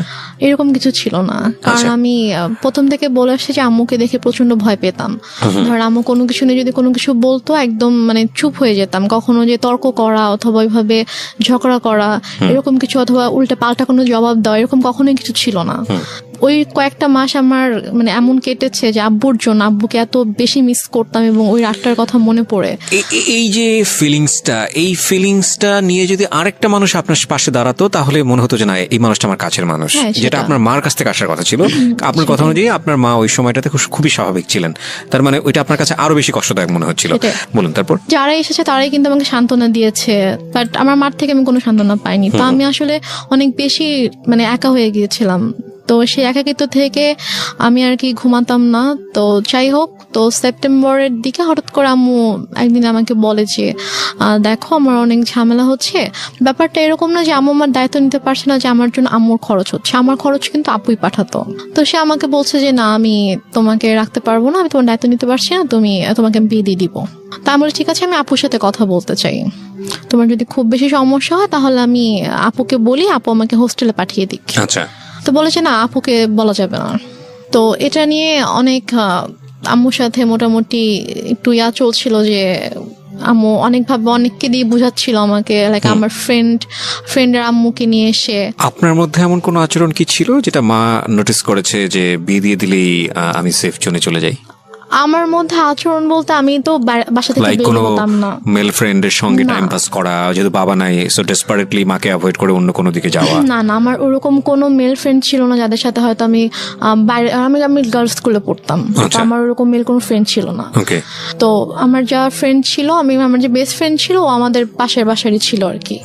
ও আরেকটা কথা বলি যে আমরা যে এলাকাটায় বাসা করেছিলাম ওইখানে আমার জন্ম হয়, মানে আমার যখন জন্ম হয় তখন আমরা ওই এলাকাতেই থাকতাম, বাট ভাড়া থাকতাম। তো পরবর্তীতে গিয়ে আমরা ওখানে বাসা করেছিলাম। আমার যে ছোটবেলার বন্ধুগুলো ছিল তো ওরা ওখানকারই ছিল। তো সেই হিসাবে জাস্ট ওদের আম্মুকে নিয়ে এসে আম্মু আমাকে বুঝাচ্ছিল যে বিভিন্নভাবে মোটিভেট করার চেষ্টা করছিল। তো এর মাঝে যেটা হয় যে অক্টোবর মাসে আমার দুঃসম্পর্ক আত্মীয় হঠাৎ করে আম্মু বলে যে ওরা আসবে। আম্মু অনেক আয়োজন করতেছিল, বাজার টাজার করছে, রান্না করতেছে, তারপর আন্টি আসছে, আমার বান্ধবীর মা আসছে, বোন আসছে। তো বাসার মধ্যে একটা উৎসবের মতো একটা ব্যাপার যে অনেক রান্না বান্না হচ্ছে, সব গুছাচ্ছে। তো আমি তখনও বুঝতে পারিনি যে গেস্ট গুলা কারা অথবা কেন আসছে, মানে আপনাকে দেখতে আসছিল। এক্স্যাক্টলি। তো তারপর তারা আসলো, আসার পরে আমাকে তাদের সামনে, আমি তো যাবই না, কোনোভাবেই যাব না, আমাকে জোর করে নিয়ে গেল। তো নিয়ে যাওয়ার পরে তো আমি গিয়ে যখন দেখলাম যে কে ছেলে, কারণ আমি হচ্ছে আমাদের বললাম যে দুঃসম্পর্ক আত্মীয় ছিল, তো আমি ছেলের বড় ভাইকে চিনতাম, আমাকে মামা বলে রাখতাম। তো তারই ভাই সে সিঙ্গাপুরে থাকতো এবং সে অনেক টাকা পয়সার মালিক ছিল। এবং ছেলেটা মানে মানুষের সবাই আল্লাহর সৃষ্টি, কারো চেহারা নিয়ে খারাপ কথা বলতে চায় না, তো বলতেও হয় না। তারপর আমি জাস্ট বলছি যে ছেলেটা অনেকটা লম্বা ছিল, লাইক সে দেখতে এক কথায় যে সে জাস্ট নিগ্রোদের মতো ছিল, নিগ্রোদের যেরকম অনেক কালো হয়, যে ওরা দেখতে যেরকম হয় এক্স্যাক্টলি দেখতে ওরকম ছিল অনেকটা। তো আমি জাস্ট গেলাম, যাওয়ার পরে আমি যখন দেখলাম, তো দেখে আমি সাথে তো আমি রুম থেকে চলে আসছি। তারপর আম্মু আমার রুমে আসলো যে তুমি এরকম বেয়াদবের মতো উঠে কেন চলে আসলা? আমি বললাম যে আমি ওখানে কেন থাকবো, তুমি তো আমাকে জোর করে নিয়ে গিয়েছো, আর তুমি ছেলের অবস্থা দেখছো কিরকম। তো পরে বলতো বিষয়টা কিরকম, ছেলেটাকে পছন্দ হলে আপনি বিয়ে করে ফেলতেন? না, পছন্দ হলে যে বিয়ে করতাম সেটা না, আমি বলছি যে তোমার কি মানে এতটুকু মানে নেই যে তুমি এরকম একটা ছেলের সাথে আমাকে বিয়ে দেওয়ার জন্য নিয়ে আসছো, মানে তোমার রুচিবোধে কিভাবে এটা করলো যে তুমি এরকম একটা ছেলের সাথে আমাকে বিয়ে দিবে, এরকম একটা ছেলের সাথে তুমি আমাকে বিয়ে দিতে চাও। এই জন্য আর কি ছেলেকে পছন্দ হলে যে আমি বিয়ে করতাম, ব্যাপারটা এরকম না, কারণ বিয়ের কোনো চিন্তা ভাবনা আমার মাথায় ছিলই না। তো তারপর তো আমি ওখানে আর গেলাম না, ওদের সামনে আর গেলাম না, অনেক ফোর্স করলো। দেন ওরা বিকেলে চলে গেল। তো যাওয়ার পরে আমাকে ওই আমার আন্টি তারপর আম্মু সবাই মিলে বুঝাচ্ছে যে সোনার চামচ হচ্ছে বাঁকা হলেও ভালো, ছেলে না হয় দেখতে একটু খারাপ বাট স্টাবলিশড একটা ছেলে, সিঙ্গাপুরে অনেক কিছু করেছে, তার অনেক টাকা পয়সা, তো সমস্যা কি? ছেলে বয়স অনেক বেশি ছিল, 40 আপ ছিল। আপনি তখন ক্লাস 9 এ পড়েন? তখন ক্লাস 9 এ পড়ি, মানে 14 থেকে 15 বছর বয়স সর্বোচ্চ। তো তারপর গিয়ে যাই হোক, এটা নিয়ে আমি বললাম যে আমি কোনোভাবেই বিয়ে করব না, আমি আমাকে আপুর সাথে কথা বলতে দাও, আমি এখান থেকে চলে যাবো, আমি তোমার কাছে থাকবো না, কিন্তু আমি বিয়ে করবো না। আচ্ছা, বাট আম্মু কোনোভাবে আপুর সাথে আমাকে কথা বলতে দিচ্ছে না। ফাইন, আমরা এই জায়গাটা একটা বিরতি নিতে চাই প্রিয় শ্রোতা। গল্পের মোড়টা কিন্তু ঘুরে গিয়েছে এবং গল্পের মোড় আরো ঘুরতেই থাকবে। রাত 2টো পর্যন্ত আপনার সঙ্গে আমরা আছি। আপনারা শুনছেন মিস্টার ম্যাঙ্গো ক্যান্ডি প্রেজেন্স জীবন গল্প। রেহনুমা হচ্ছে আজকে আমার গেস্ট। আমি আরজি কিবরিয়া আপনার সঙ্গে রয়েছি এবং ঢাকা এফএম সারা বাংলাদেশ ব্যাপী এই মুহূর্তে কান পেতে আছেন আপনারা, আমরা জানি। দেশের প্রত্যন্ত অঞ্চল থেকে আপনারা আমাদেরকে শুনতে পাচ্ছেন। প্রতিটি জীবন গল্পই কোনো না কোনোভাবে আমাদেরকে কোনো কিছু শেখায়। এক একটা গল্প আমাদেরকে এক একটা পথ তৈরি করে দেয় এবং আমি খুব খুশি হই যখন আমি দেখি যে বিভিন্ন জায়গা থেকে ফোন আসে এবং আমাকে বলে যে ভাইয়া ওই জীবন গল্পটা আমার জীবনটাকে চেঞ্জ করে দিয়েছে। আসলে আমরা যদিও বলি এটা একটা এন্টারটেইনিং শোতে ফিলিংস অনেক বড় একটা ফ্যাক্ট। মনের মধ্যে ধাক্কা দিতে হবে যে কখনো দুঃখ, কখনো আনন্দ। মানে এই ছেলেটা অ্যারেঞ্জ ম্যারেজই ছিল। কি করতো ছেলেটা? তখন হচ্ছে মানে ওদের ফ্যামিলি বিজনেস ছিল। এমনি এডুকেশন ওই সময়টা তোর? ও বিবিএ কমপ্লিট করেছিল। ওকে, আপনি ক্লাস 9 এ পড়েন? হ্যাঁ। ছেলেটাই বা আপনাকে বিয়ে করলো কেন বা রাজি হলো কেন? I don't know. সে আমাকে পছন্দ করতো, ইভেন আমার আগে থেকে পছন্দ করতো। তো আমাকে আমার বান্ধবীর মাধ্যমে বলেছিল যে ওকে আমার অনেক ভালো লাগে, ওকে একটু বল। তো আমার ফ্রেন্ড আমাকে বলেছিল যে ভাইয়া তোকে পছন্দ করে, তো মানে রিলেশনশিপে যাবি কিনা অথবা এরকম আমাকে বলেছিল। তো আমি বলেছি না, আমি এরকম কোনো কিছুতে যাব না। তো তারপর আর কি সে এবং মানে মাঝে মাঝে হয়তো আমার ফ্রেন্ডের ফোনের মাধ্যমে তার সাথে আমার কয়েকবার কথা হয়েছিল যে আবু মারা যাওয়ার পরে আর কি, যে ভাইয়া তোর সাথে কথা বলতে চেয়েছে। তো তারপর কথা হয়েছে। তো সে আমাকে অনেক পছন্দ করতো। আমারও ভালো লাগতো, আমারও যে ভালো লাগতো না সেটা না, কিন্তু আমি আসলে এরকম ভাবে কোনো রিলেশনে যাওয়ানোর মতো অবস্থা ছিলাম না আর কি। তো যাই হোক, নভেম্বরের 28 তারিখে আমার বিয়ে হয়ে যায়। তারপর আমি ঢাকায় চলে আসি, ওরা সবাই ঢাকায় থাকতো। হাজবেন্ডের নাম কি ছিল? ওর নাম ছিল শাহেদ। তো তারপরে আমরা ঢাকায় চলে আসার পরে আর কি আমি ওদের ফ্যামিলি সবাই ছোট ছিলাম। মানে হচ্ছে ওর যে বড় বোনের, ওরা 3 ভাই 2 বোন ছিল। তো ওর বড় বোনের যে মেয়ে, ও আমার বড় ছিল। মানে আমাদের বাসা সবার ছোট, সেই হিসাবে আমাকে সবাই খুব আদর করতো। তো ওরা মোটামুটি জয়েন্ট ফ্যামিলি ছিল, মানে বাবা মা, ওর বড় ভাই ভাবি, তাদের বেবি প্লাস ও আমি, আমরা। তো ফার্স্টে আমি ও বাসায় আসার পরে ওর ভাই যেটা করে যে ওর মা একটু অন্যরকম ছিল। মানে ফার্স্টে সে আমাকে ওইভাবে অ্যাকসেপ্ট করতে পারেনি যে ছেলের পছন্দে বিয়ে করেছে। মানে ছেলে মানে উনি আর কি বিয়ের একটু বিপক্ষে ছিল, যে উনি চায়নি যে ও আমাকে বিয়ে করুক, যে তুমি এমনি হুটহাট করে একটা মেয়েকে কিভাবে বিয়ে করতে চাও, তুমি বিয়ে করো না। তো বারো বলেছেন আমি বিয়ে করবো, আমার মেয়েটাকে ভালো লাগে, আমি বিয়ে করবো। তো এই জন্য আর কি উনি একটু আমার সাথে একটু অন্যরকম ছিল। তো তারপর যেটা হয় সেটা হচ্ছে যে ওর সবার ডিসিশন অনুযায়ী যে তোমরা কিছুদিন আলাদা থাকো। আলাদা থাকার পরে মাঝে মাঝে আম্মুর সাথে ওর দেখা হোক, ওর সম্পর্কটা একটু ইজি হোক, তারপরে তোমরা এসো। বাট প্রথমে যদি দেখো তোমরা এখানে কন্টিনিউয়াসলি থাকতে থাকো, তখন দেখা যাবে যে হয়তো আম্মা ওকে এখন একটু নিতে পারতেছে না ওইভাবে মেন্টালি, তো ওর সাথে হয়তো কোনো একটা মিসবিহেভ করে ফেললো, সেটা হয়তো খারাপ হবে। তো তোমরা আলাদা থাকো, তারপরে মাঝে মাঝে আসবা, আমরাও যাব, তারপর ঠিক হয়ে গেলে তখন চলে এসো এখানে। তো ওদের বাসা থেকে 2-3টা রোড পরে আর কি আমাদের জন্য একটা বাসা ঠিক করে। তো সে বাসাটায় আমরা ওখানে 2 মাসের মতো ছিলাম, প্রায় 2 মাসের মতো ছিলাম। তো এর মাঝে ওর আব্বু অনেকবার এসেছে আমাদের বাসায়, তারপর আমরাও যেতাম ওখানে। তো দেখা যায় ওনার সাথে আমি শপিং এ যেতাম আম্মুর সাথে, শাশুড়ি মায়ের সাথে। তো ওনার সাথে আমার মোটামুটি ভালো একটা সম্পর্ক হয়ে যায় আর কি। তারপর উনি বলে ঠিক আছে তোমরা বাসায় চলে আসো। তারপর আমরা বাসায় চলে আসি সম্ভবত জানুয়ারি শেষের দিকে। তো বাসায় চলে আসার পরে তার মোটামুটি ভালোই কাটছিল। সবাই, ওদের বাসার সবাই আমাকে খুব আদর করতো, যে আমি সবার ছোট ছিলাম, অনেক আদরের ছিলাম সবার। তারপর এর মাঝে যেটা হয় সেটা হচ্ছে যে আম্মু হঠাৎ করে প্রবলেম ক্রিয়েট করতে থাকে। আমার আম্মু প্রবলেম ক্রিয়েট করতে থাকে বলতে যে আমাকে ফোন করতো অথবা আমার হাজবেন্ডকে ফোন করতো, ফোন করে হয়তো চিল্লাফাল্লা করতেছে, আসো তুমি, আসতেছো না কেন, আমাকে বারবার ডাকতো। তো ঠিক আছে আমি তো আসবো, সমস্যা নেই আমরা আসবো। তো আমরা এর মাঝে গিয়ে একবার ঘুরে এসেছিলাম, তো সিরাজগঞ্জ থেকে ঘুরে এসেছিলাম। তো তারপরে সে হঠাৎ করে একদিন বলতেছে যে তুমি একবারে চলে আসো। বলছে আমি একবারে কেন চলে আসবো? বলতেছে যে না, এই ছেলের সাথে তোমার থাকতে হবে না। আমি বলছি যে মানে কি, আমি এই ছেলের সাথে কেন থাকবো না, কি হয়েছে? বলছে যে না, তুমি চলে আসো, আমি এই ছেলের সাথে সংসার করতে দিব না, তোমার ডিভোর্স করাই দিব, তুমি আসো, তুমি আসবা, পড়াশোনা করবা ঠিক মতো, আমার কাছে থাকবা, তুমি আসো। মানে হঠাৎ করে ধরনের কথা, হঠাৎ করে।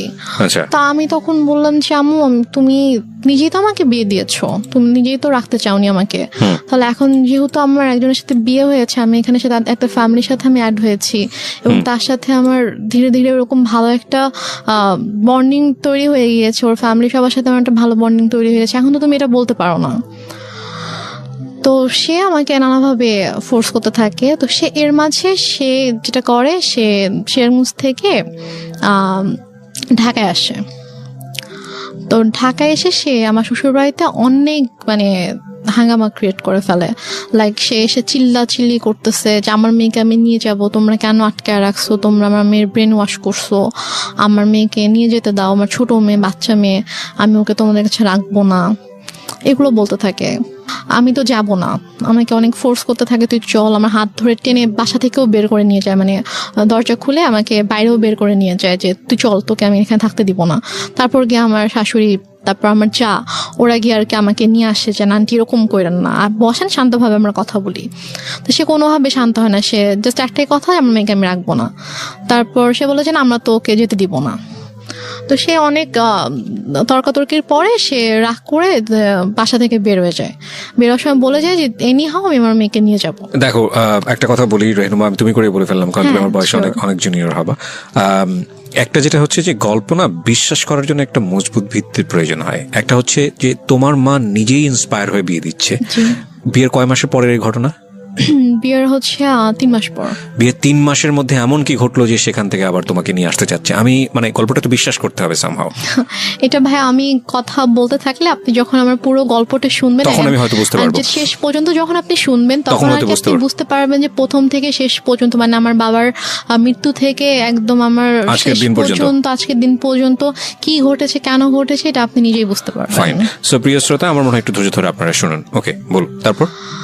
তো তারপরে আম্মু ওখানে এসে সিনকেট করার পর আমরা সবাই আর কি মানসিকভাবে একটু আপসেট হয়ে পড়ি।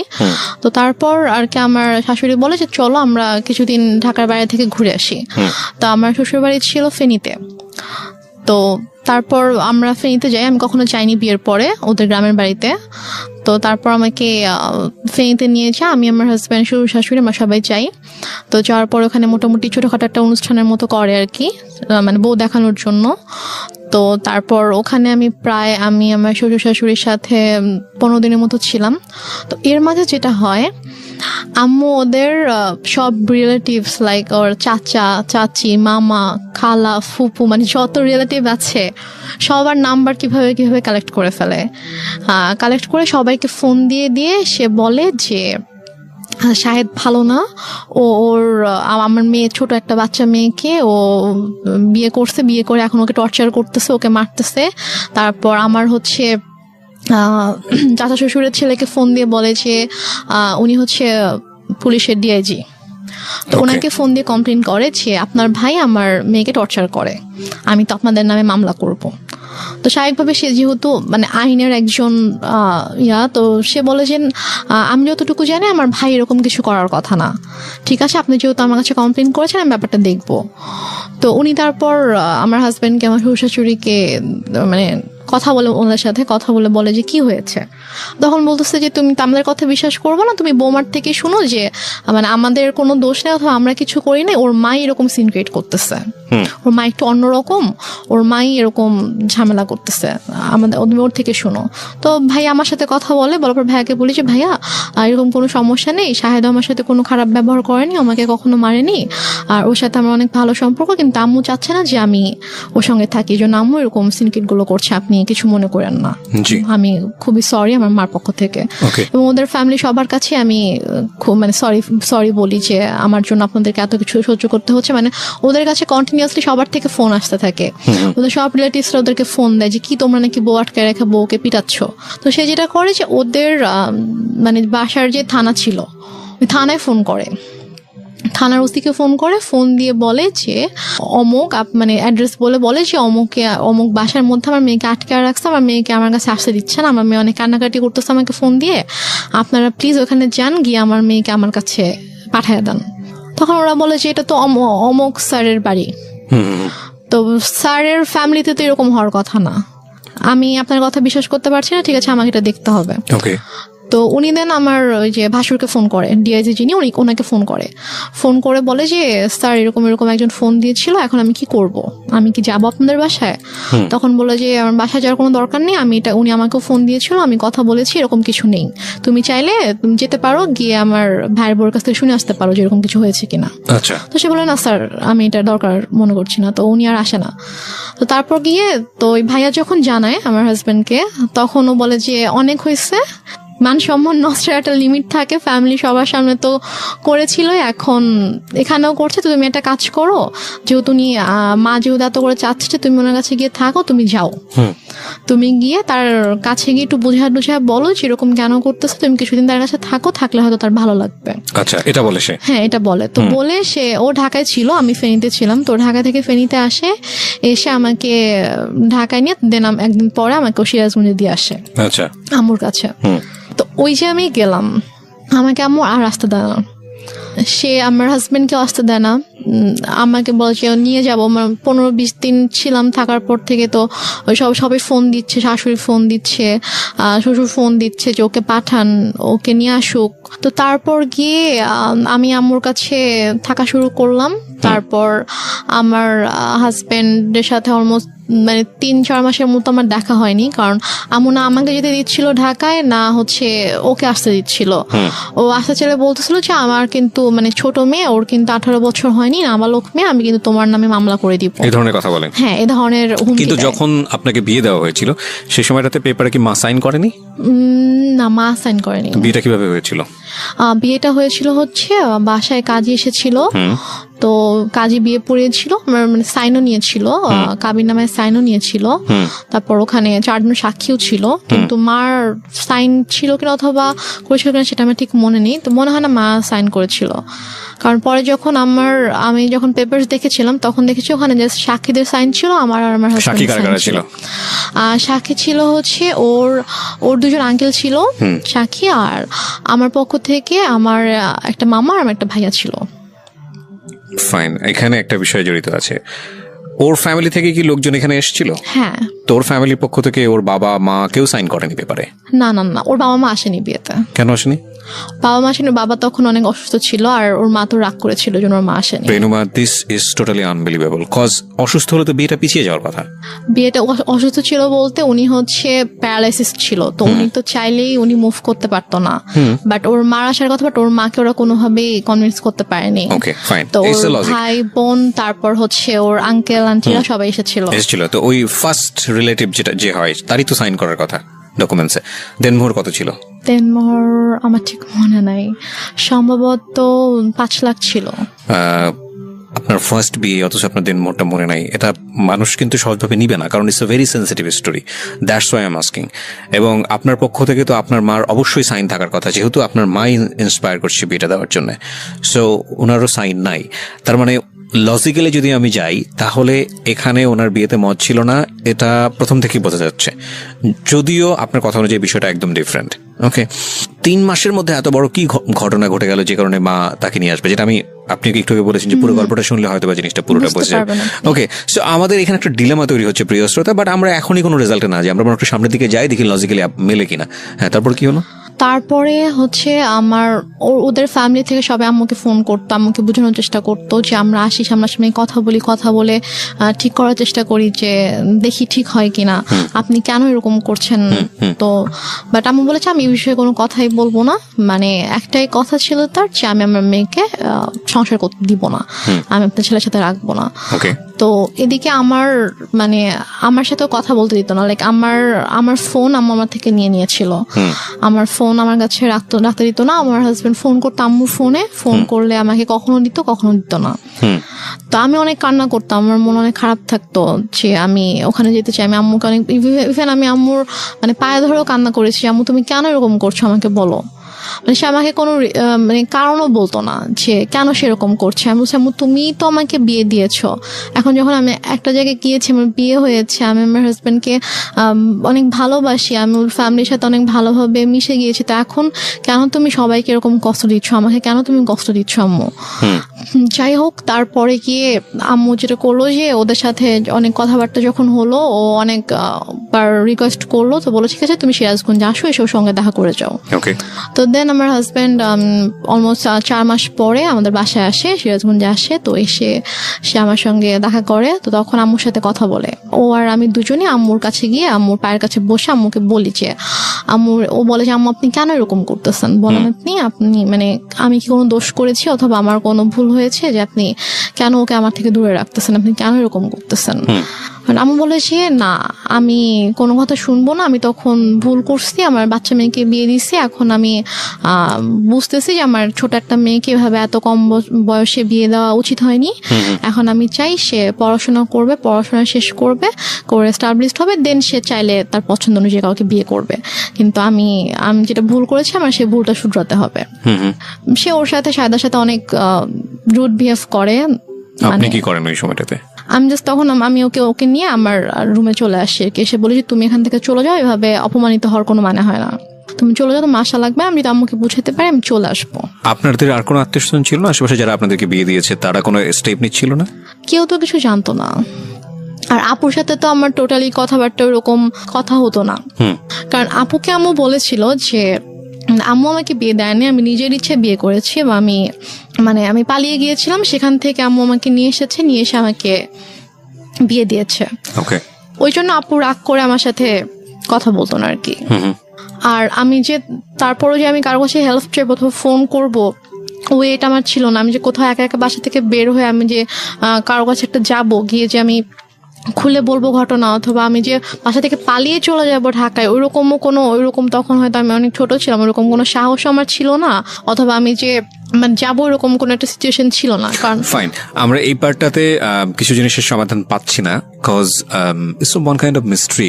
আরেকটা বিষয় সেটা হলো যে ছেলে তো ম্যাচিউর ছিল, তো ছেলে যদি ম্যাচিউর থাকে তাহলে ছেলের একটা, এবং মেয়েরও দেখলাম যে ওখানে আমাদের রেহনুমারও একটা ইচ্ছা ছিল, শাহেদ ম্যাচিউর, রেহনুমার ম্যাচিউর, বয়সের দিকে যে নেওয়ার জন্য ট্রাই করছে আমাকে।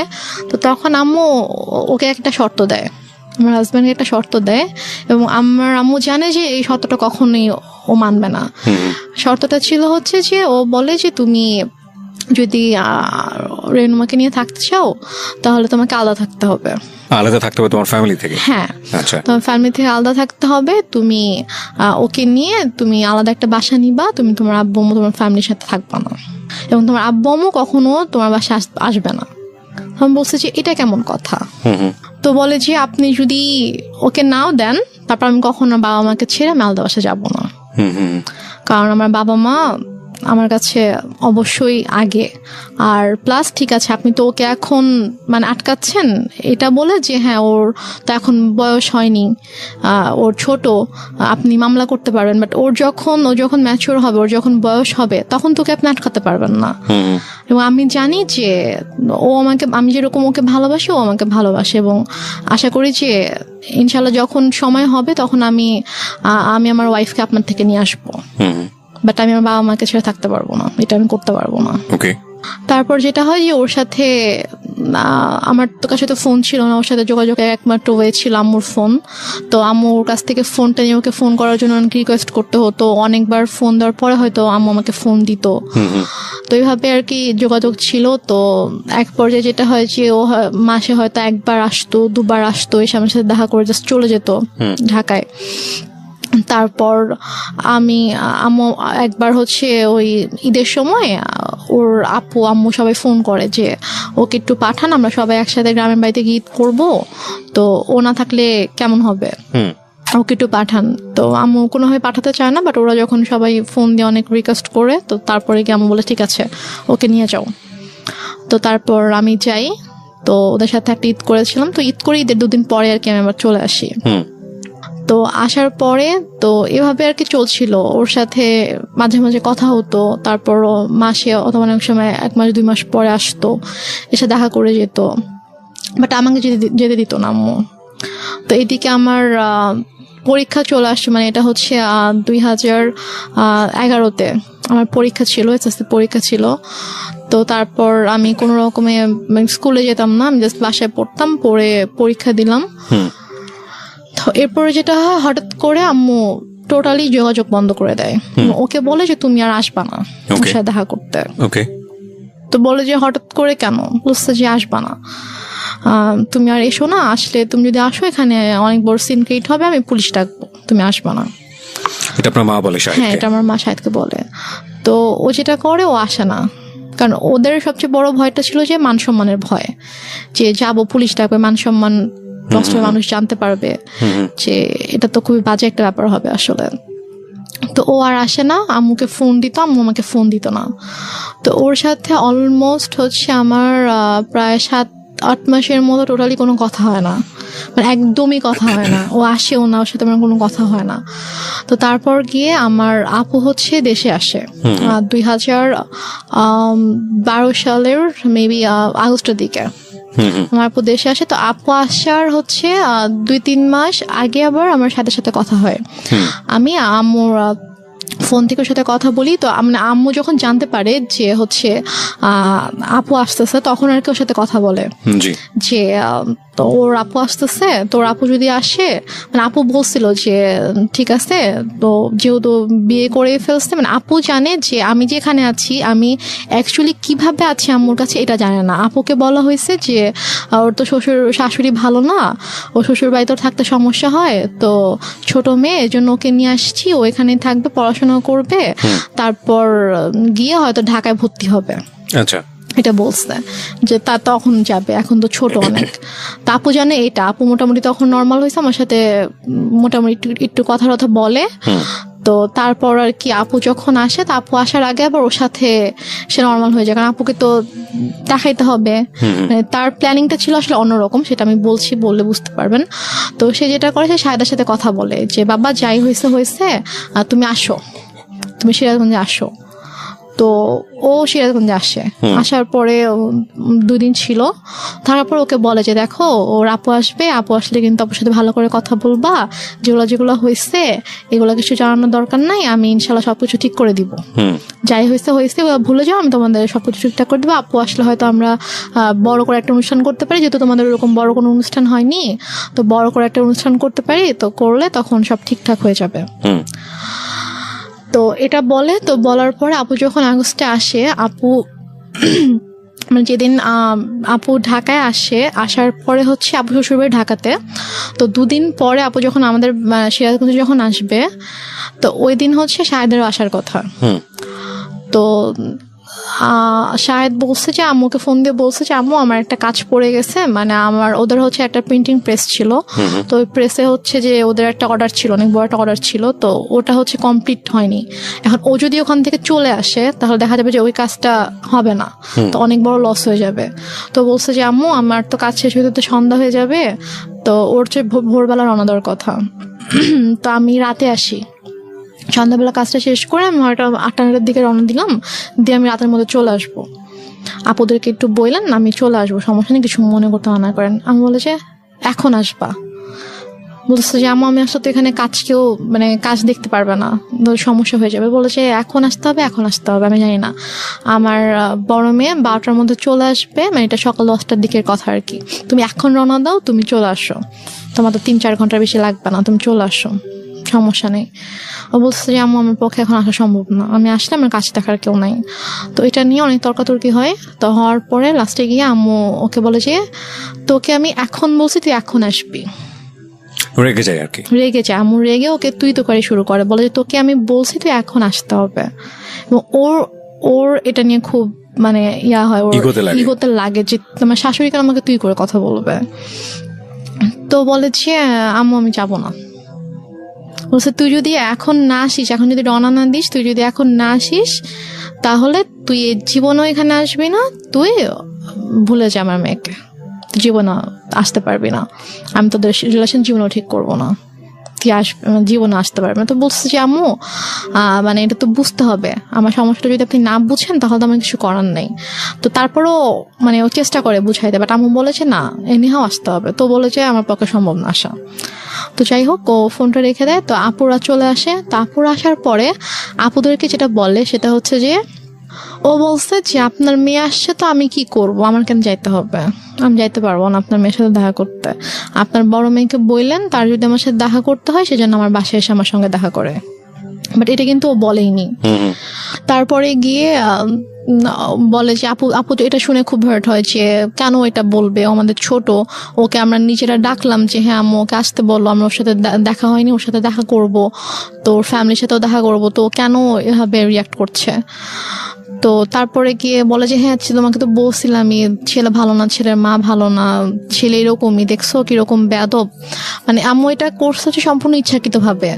ফার্স্টে ওকে ঠিকঠাক করছে, ওর সাথে সম্পর্কটা ঠিক করছে, ঠিক করে ও আসছে। তারপর যেদিন আসবে মানে আসলে আপুর সাথে দেখা হলে তো সবকিছু নর্মাল হয়ে যেত, এবং হয়তো আপুর সাথে সম্পর্কটা যদি নর্মাল হয়ে যেত তখন যদি আমি শ্বশুরবাড়িতে চলে যেতাম তখন হয়তো আপুকে ডিটেল ঘটনাটা বলতে পারতাম যে আসলে ব্যাপারগুলো কিন্তু এতদিন এভাবে ঘটেছে। আম্মু আসলে এটা চাইনি যে আমাদের সম্পর্কটা স্বাভাবিক হোক এবং আপুর সাথে ওর সম্পর্কটা স্বাভাবিক হোক। তো ইচ্ছাকৃতভাবে আম্মু এরকম সিনক্রেটটা করেছে। তো আপু ভাইয়া তো অনেক রেগে গেল। রেগে যাওয়ার পরে বলতেছে যে ঠিক আছে বাদ দেন, এই ছেলের সাথে আসলে দরকার নেই, সংসারের দরকার নেই, ওকে ইয়া করেন, ডিভোর্স পেপার পাঠায় দেন। বাট আপনি তখন কি বলছিলেন? আমি তখন বলছি যে আমি তো ডিভোর্স দিব না। আমাকে ভাইয়া জিজ্ঞেস করছে যে তুমি কি বলো, আমি বলছি আমি ডিভোর্স দিব না, কি করবা? আমি বলছি আমি ওখানে যাবো, আমি ওদের বাসায় যাবো। তো বলছে যে আমি তখন বলছে যে দেখছো কিরকম নির্লজ্জ মেয়ে, এইভাবে নিজের বোন ভাই মাকে অপমান করছে ওর জামাই, আর ও এরকম জামাইয়ের সাপোর্ট করে কথা বলছে, এখন ওখানে যেতে চাচ্ছে, কত বড় খারাপ মেয়ে, নির্লজ্জ মেয়ে, এগুলো বলছিল আর কি। তো তারপর গিয়ে ভাইয়া বলে যে তুমি কেন যেতে চাও, যে তোমার ভাই আপুকে অসম্মান করছে। আমি মানে বলতে নিচ্ছিলাম যে ব্যাপারটা কিরকম হয়েছে, বাট আমি আম্মুর ভয় বলতে পারছিলাম না যে আমি যদি বলতাম যে ঘটনাটা এরকম হয়েছে তখন আম্মু তো এটা নিয়ে অনেক সিনক্রেট করতো। তো দেন আর রাতের বেলা আপু বলছে যে আমি ভাবছি যে রাতের বেলা যখন ঘুমাতে যাবো, আম্মু যখন ঘুমিয়ে যাবে তখন আমি আপুকে গিয়ে বলবো যে আপু ঘটনাগুলো কিন্তু এরকম হয়েছে, তুমি ওকে ভুল বুঝো না, তুমি ব্যাপারটা প্লিজ সলভ করো, আমি এটা বলতে চেয়েছি। তো তারপর রাতে যখন আপুকে বলেছি আপু আমি তোমার সাথে ঘুমাবো, বলছে আচ্ছা ঠিক আছে। তো আম্মু যেটা বলে যে তোমরা 2 বোন ঘুমাবা, চলো আমরা 3 জন একসাথে ঘুমাই। কারণ আম্মু হয়তো বুঝতে পেরেছে যে আমি যদি আপুকে কিছু বলে দেই, তারপর বলে যে আমি তোমাদের সাথে ঘুমাবো। পরে আমি বলছি যে না আমি আর আপু ঘুমাবো রুমে, আর খাটে তো 3 জনের জায়গা হবে না। তো আপুর তখন বেবি ছিল 2টা। তো আপুর যে বড় বেবিটা ওর বয়স ছিল 2.5 বছর, তো ওর বাবার সাথে ঘুমাবে আর কি। তো আমি বলছি যে আমি আর পিচি বাবুটা আর আপু ঘুমাবো, তো বেডে তো জায়গা হবে না। সমস্যা না, আমি ফ্লোরে ঘুমাচ্ছি, তোমরা 2 জনই শুধু গল্প করবা, মাকে নিবা না গল্পে, মানে সেরকম বলতেছে। তো পরে এখন ওখানে তো আর মানা করার কিছু নাই, সেভাবে বলছে। আপু বলছে ঠিক আছে আসো, সমস্যা নেই, আসো ফ্লোরে ঘুমাও। তো সে ফ্লোরে বেড করছে, আমি আপুকে বলতে পারলাম না, যে যেটা বলতে চেয়েছি বলতে পারলাম না। তো তারপর আমি অনেকবার চেষ্টা করেছি, আপু যে কয়দিন দেশে ছিল, আপু আমাদের বাসায় 2 দিন ছিল, তো ওই 2 দিনেও পারিনি। তারপর আপু যাওয়ার আগে যখন আমি ঢাকা এসেছিলাম আম্মুর সাথে আপুর শ্বশুর বাড়িতে, তখন আমি বলার চেষ্টা করেছি, আমি সুযোগ পাইনি, মানে আম্মু আমাকে সুযোগটা দেয়নি, আমি আপুর সাথে একা কোনোভাবে কথা বলবো ওই সুযোগটা দেয়নি। ঢাকায়ও যখন আমরা ঘুমিয়েছে, আম্মু আমাকে নিয়ে ঘুমিয়েছে একটা রুমে। আপুর সাথে যখন দিনের মধ্যে স্বাভাবিকভাবে ওরা অনেক বিজি ছিল, তারপর আমি ট্রাই করেছি, সুযোগও পেয়েছি অনেক, বাট আম্মু কোনো না কোনো ভাবে আমাকে কথা বলতে দেয়নি আর কি। তো আমি যাই হোক আমি কথা বলতে পারিনি। তা আপু চলে গেল। আপু চলে যাওয়ার পরে এটা হচ্ছে 2012 সালে আপু সেপ্টেম্বরের দিকে চলে গেল। তো যাওয়ার পরে ওর সাথে ওই আগস্ট থেকে কিন্তু আমার আবার কোনো যোগাযোগ নেই। তো হঠাৎ করে 2013 সালের এপ্রিলে হঠাৎ করে আমার কাছে ফোন আসে যে আমার শ্বশুর অনেক অসুস্থ, উনি হসপিটালে ভর্তি এবং ডক্টর বলেছে যে হয়তো 2-1 দিনের মধ্যে, মানে আইসিইউতে ছিল, যে 2-1 দিনের মধ্যেই হয়তো সে আর করবে না। তো উনি নাকি যখন মানে অসুস্থ হয়ে যায় আইসিইউতে যাওয়ার আগে নাকি উনি বলেছে যে মানে আমাকে দেখতে চায়, উনি আমার কথা বলেছে যে ওকে একবার দেখতে চাই, ওকে একটু নিয়ে আসো। তো এই জন্য ওরা আবার ওদের বাবাকে প্রচন্ড ভালোবাসতো আর কি। তো ওরা সবাই আম্মুকে ফোন দিয়ে মানে এটাও বলছে, আন্টি আপনার পায়ে ধরি প্লিজ আপনি ওকে পাঠান, ওকে আব্বু দেখতে চাইছে। তো আম্মু কোনোভাবে রাজি হয় না। আমি অনেক কান্নাকাটি করে আম্মু প্লিজ যেতে দাও। আমার শ্বশুর আমাকে অনেক আদর করতেন, মানে আমি ওনাকে বাবা ডাকতাম, আমার আব্বুকে আমি বাবা ডাকতাম। তো মানে উনি আমাকে খুবই আদর করতো। তো আমি যখন শুনি যে এরকম অসুস্থ আমার খুবই খারাপ লাগে। এবং আমার বাবা মারা যাওয়ার পর থেকে আমি যে কদিনই ওনার সাথে ছিলাম আমার কাছে জাস্ট মনে হয়েছে যে এটা আমার বাবা। তো আমি আম্মুকে অনেক রিকোয়েস্ট করি, তারপর ওরাও তো কন্টিনিউয়াসলি ফোন দিচ্ছিল। তারপর আম্মু বলে ঠিক আছে আমি ওকে নিয়ে আসতেছি, আমি নিয়ে যাবো, আমি নিয়ে আসবো, তোমাদের আসতে হবে না। তো আম্মু আমাকে নিয়ে ঢাকায় আসার পরে তো হসপিটালে ছিল, আম্মু 2 দিন ছিল, 2 দিন রেডি করে দেন আমার পেপারস নিয়ে আসে যে তুমি এখানে সাইন করে দাও। তো আমি বলছি কিসের পেপার? তো বলেছে যে এটা ডিভোর্স পেপার। তো আমি বলেছি যে আমি সাইন করবো না, তোমাকে সাইন করতে হবে। আমি বলছি না আম্মু আমি করবো না সাইন। তো তারপর আম্মু আমাকে ফোর্স করে, আম্মুর সাথে একটু তর্কাতর্কি হয়, আম্মু আমাকে মানে একটু মারধরও করে। তো তারপর গিয়ে আমি ওই দিন সাইন করি না। তো তারপর গিয়ে তার কয়েকদিন পরে হঠাৎ করে আম্মু বলে যে সকালবেলা বলছে যে চলো এক জায়গায় যেতে হবে। তো আমি বললাম কোথায়? চলো গেলে দেখতে পাবা। তো গিয়েছি, তো যে দেখি যে একজন হচ্ছে লয়ার, তো ওনার বাসা আর কি। তো ওনার বাসায় গিয়েছি, তো ওনার বাসায় দেখি ওই লয়ারটা আছে, সাথে আরেকজন লোক আছে। পরে বুঝতে পারলাম উনি হচ্ছে কাজী। আচ্ছা। তো ওখানে গিয়ে আমাকে পেপারস গুলো নিয়ে বলছে যে নাও এখানে সাইন করো, সাইন করতেই হবে, এখানে কোনো সিনকিট করো না, এখানে সাইন করে দাও। তো আমি তো কিছুতেই সাইন করবো না, আমি অনেক কান্নাকাটি করছিলাম। তো লয়ারের ওয়াইফ বলতেছিল যে আপা আপনি তো বলেছেন যে আপনার মেয়ে নিজের ইচ্ছায় ডিভোর্স দিতে চায়, তো মেয়ে কেন কান্না করছে? তাহলে কি মেয়ে চায় না?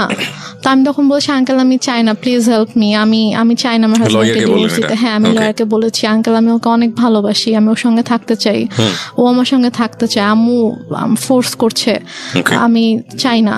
তখন লয়ার বলে যে আপা আমি তো এটা করতে পারবো না, আপনি করেন, আপনি হচ্ছে আমি ওর হাজবেন্ডকে ডাকাবো, ওদেরকে সামনাসামনি কথা বলবো, বলে যদি দেখি যে না ওদের মধ্যে সমস্যা, ওরা সাথে থাকতে চায় না, তখন গিয়ে আমি এটা করবো। তার আগে আমি তো আপনার কথা শুনে বিশ্বাস করে ফেলেছিলাম যে আসলেই ছেলে ভালো না, বাট মেয়ের অবস্থা দেখে তো আমি এখন বুঝতে পারছি যে না আসলে আপনি মিথ্যা বলেছেন। তো সে বলে যে আমি আপনাকে টাকা দিচ্ছি, আপনি আমার কাজ করবেন। সে বলে আপা আমি এটা করতে পারবো না।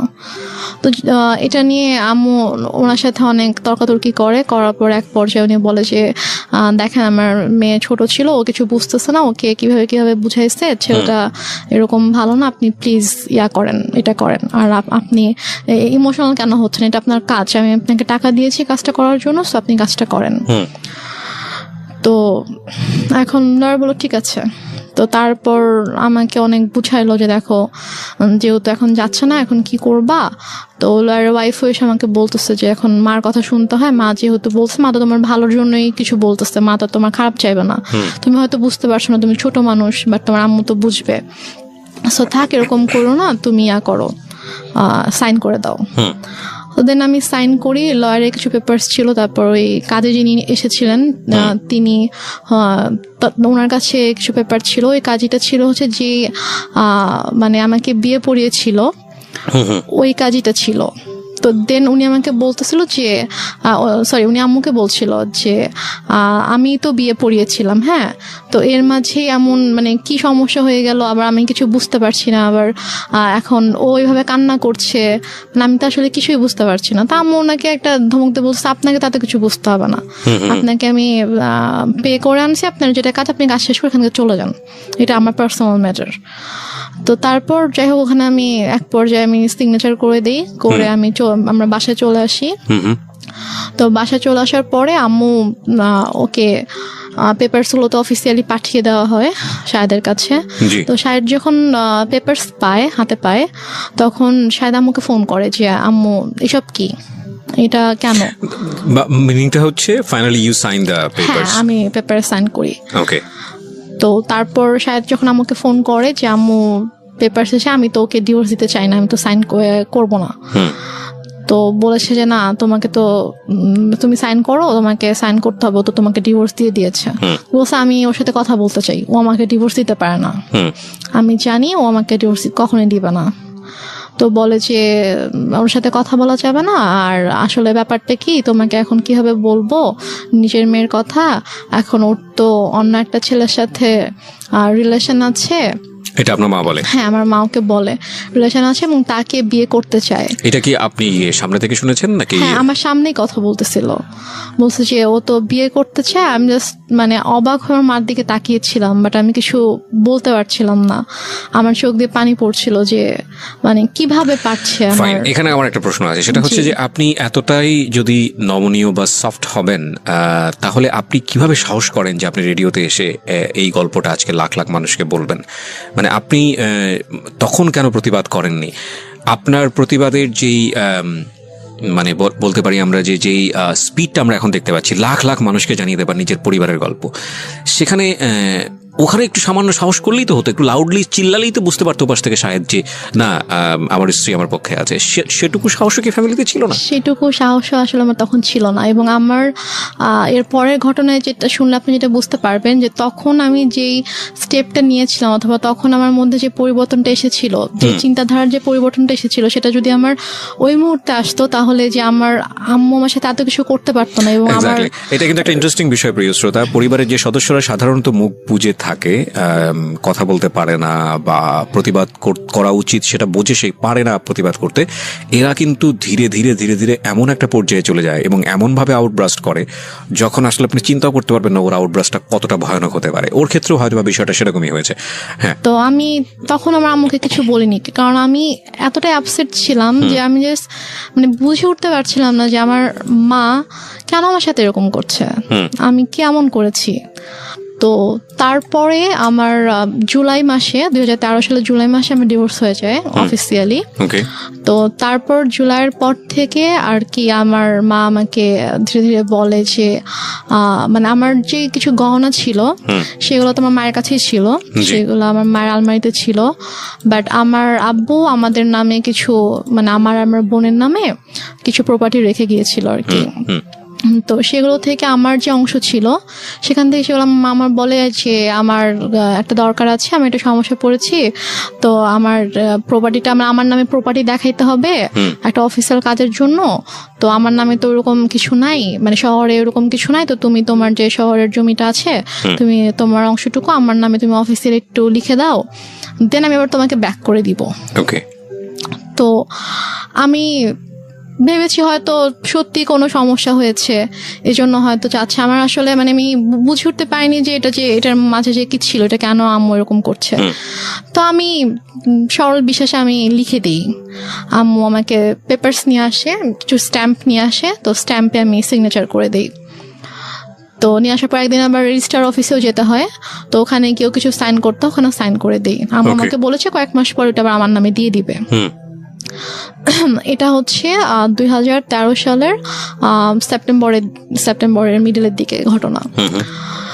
তো আমার শহরে যে জায়গাটা ছিল ওটা অলমোস্ট 20 লাখের মতো ছিল, ওইটার প্রাইস ছিল। তো তারপর আমুটা নিয়ে নেয়, আমার জুয়েলারি তো আমুর কাছেই ছিল। তো তারপর হঠাৎ করে একদিন আমার হাতে একটা রিং ছিল, যেটা আমার বিয়ের রিং ছিল। তো আমাকে একদিন হঠাৎ করে বলছে যে তুমি তোমার তো ডিভোর্স হয়ে গেছে, তুমি কেন এই রিং এখনো পরে আছো? তা আমি বলছি এটা আমি সবসময় পরে থাকবো, এটা আমার কাছে থাকবে। বলছে এটা আমাকে দাও। আম্মু প্রায় মানে ঝাঁপিয়ে পড়ে আমার হাত থেকে জোর করে রিংটা নিয়ে যায়। এবং আমার শ্বশুর বাড়ি থেকে আমাকে যে গহনাগুলো দেওয়া হয়েছিল সেগুলো আমার মায়ের কাছেই ছিল। তো তারপর নিয়ে যায়। তারপর হচ্ছে আমার কাছ থেকে আমার যে জমি ছিল শহরে যেটা ছিল ওটাও নিয়ে যায়। তারপর আমার দাদুর বাড়িতে আমাদের নামে যেটা ছিল, মানে আমার নামে আলাদা করে যেটা ছিল, সেটাও আম্মু হঠাৎ করে একদিন বলে যে আমার কিছু টাকা দরকার, তো ওইটা তোমার চাচার কাছে সেল করে দিব, তোমার চাচার সাথে কথা হয়েছে, উনি আমাকে ক্যাশ দিবে, তো ওনাকে তোমার ওই জমিটা ওনার নামে লিখে দিতে হবে। লিখে দিলে উনি আমাকে ক্যাশ দিবে, আমার কিছু ক্যাশ দরকার। তা আমি সেটাও মানা করি না, আচ্ছা ঠিক আছে। আমি গিয়ে ওখানে আমার দাদুর বাড়ির ওখানকার রেজিস্টার অফিসে গিয়ে ওখানে সাইন করে দিই, আমার চাচা তাকে ক্যাশ দেয়, তারপর চলে আসি। তো বলা যায় তখন থেকে আমার কাছে কিছুই নেই, লাইক আমার নামে কোনো জায়গা জমি টাকা পয়সা কোনো গহনা কিছুই নেই আমার কাছে। আমি একদমই মানে নিঃস্ব হয়ে গেছি বলা চলে। আর আমি পড়াশোনাও করতাম না, কারণ আমি পড়াশোনা করার মতো মানসিক অবস্থায় ছিলাম না। আর আপুর কাছ থেকে আম্মু পার মান্থ অনেক বড় একটা অ্যামাউন্ট নিত আমার স্টাডি পারপাস, যে ওর জন্য 3টা টিচার রাখা হয়েছে। এটা আপনার বড় বোনের কাছ থেকে নিত? হ্যাঁ, বড় বোনের কাছ থেকে নিত। আপু তো এমনিতেই আমার জন্য টাকা পাঠাতো, বাট এক্সট্রা করে নিত যে 3টা টিচার রাখা হয়েছে, তো ওদেরকে অনেক বড় অ্যামাউন্ট পে করতে হয়, তো ওর জন্য এটা পাঠাবা। তো আপু সেটাও পাঠাইতো, বাট আমার কিন্তু কোনো টিচার ছিল না, আমি তো পড়তাম না। আচ্ছা। তো তারপরে গিয়ে যেটা হয়, আমার থেকে যখন আম্মু সবকিছু নিয়ে নেয়, তো তারপর কিছুদিন পর থেকে আম্মু মানে একটু অন্যরকম কথাবার্তা শুরু করে আর কি। টেল মি ফ্র্যাঙ্কলি, যেটা আপনার সঙ্গে হয়েছে, মানে কি বলেছে অন্যরকম বলতে আমি বুঝবো না, ঘটনা জানতে চাই। What happened? ঘটনা হচ্ছে আম্মু হঠাৎ করে একদিন আমাকে অনেক বাজে একটা প্রপোজাল দেয়। কি বলে? আম্মু আমাকে একদিন, আমি আমার রুমে ছিলাম, তো আমাকে এসে বলছে যে মানে একজনের নাম বলেছে যে অমুক বলেছে সে তোমার সঙ্গে তোমাকে সে 10,000 টাকা দিবে। Are you sure? জি। তো ফার্স্ট অফ অল আমি একটু থামাচ্ছি আপনাকে, বিকজ এটা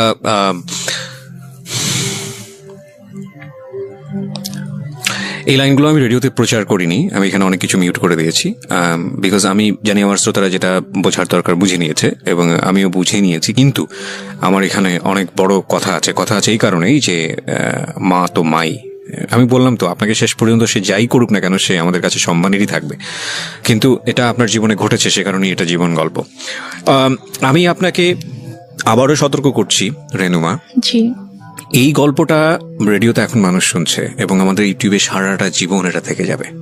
হ্যাঁ, সো ইফ ইউ হ্যাভ, মানে আপনার এখনো চান্স আছে, আপনি যদি মনে করেন যে না আপনি যেটা বলেছেন সেটা আপনি উইথড্র করবেন, ইউ ক্যান উইথড্র দিস। হ্যাঁ, আমি দরকার হলে এই লাইন সবগুলো বাদ দিয়ে দিব, রেডিওতে প্রচার করব না। হ্যাঁ, যেভাবে এটা হয়েছে বা যা হয়েছে, যদি আপনি মিথ্যা বলে থাকেন, কারণ মা কিন্তু মাই। এবং একটা বড় জিনিস কি আমি বলি, সৃষ্টিকর্তা পৃথিবীতে আমাদেরকে সর্বশ্রেষ্ঠ যে উপহারটা দিয়েছেন সেটা হচ্ছে মা।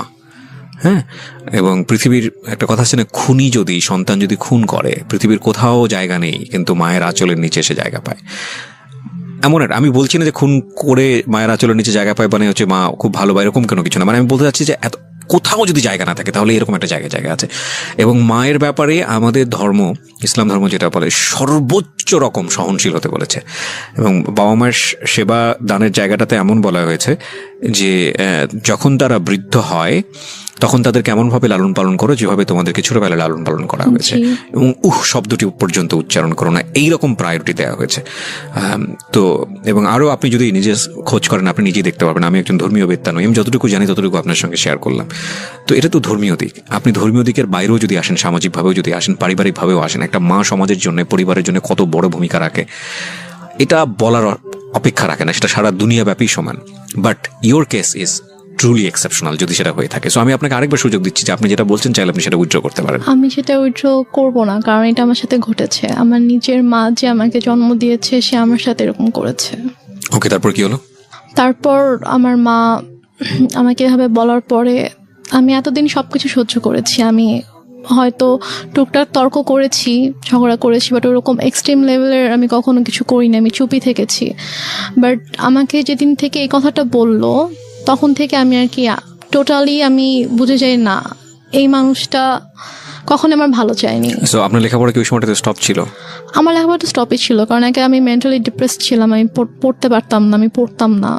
তারপর বাসায় কোনো টিচারও ছিল না। যে লোকটার নাম বলা হয়েছে সে লোকটাকে আপনি চিনতেন? হ্যাঁ, লোকটাকে আমি চিনতাম।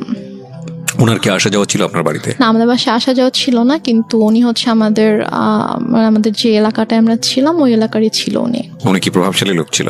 মোটামুটি। ওকে, আচ্ছা।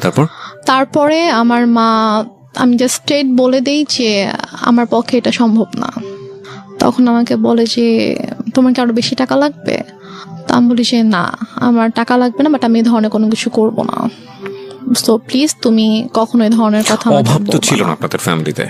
না, আমার ফ্যামিলিতে কখনো মানে আর্নিং সোর্সের দিক থেকেও তো কোনো সমস্যা ছিল না? আর্নিং সোর্সে কোনো প্রবলেম ছিল না, আমাদের যে টাকা পয়সার কোনো সমস্যা থাকা সেটাও ছিল না। আর আমার টোটাল খরচটা আপু বেয়ার করতো, আম্মুর জন্য একটা বড় একটা অ্যামাউন্ট পাঠাতো। মানে তখনও কি আপনি আপনার ফ্যামিলিতে অভিভাবক বলতে আপনার মার পরে তো আপনার আপু ছিল, তখনও বিষয়গুলো আপনি কেন আপুকে জানাচ্ছিলেন না? আপুর সাথে আমার কমিউনিকেট করার কোনো ওয়ে রাস্তাটাই ছিল না, মানে একদম গৃহবন্দী থাকতেন টোটালি।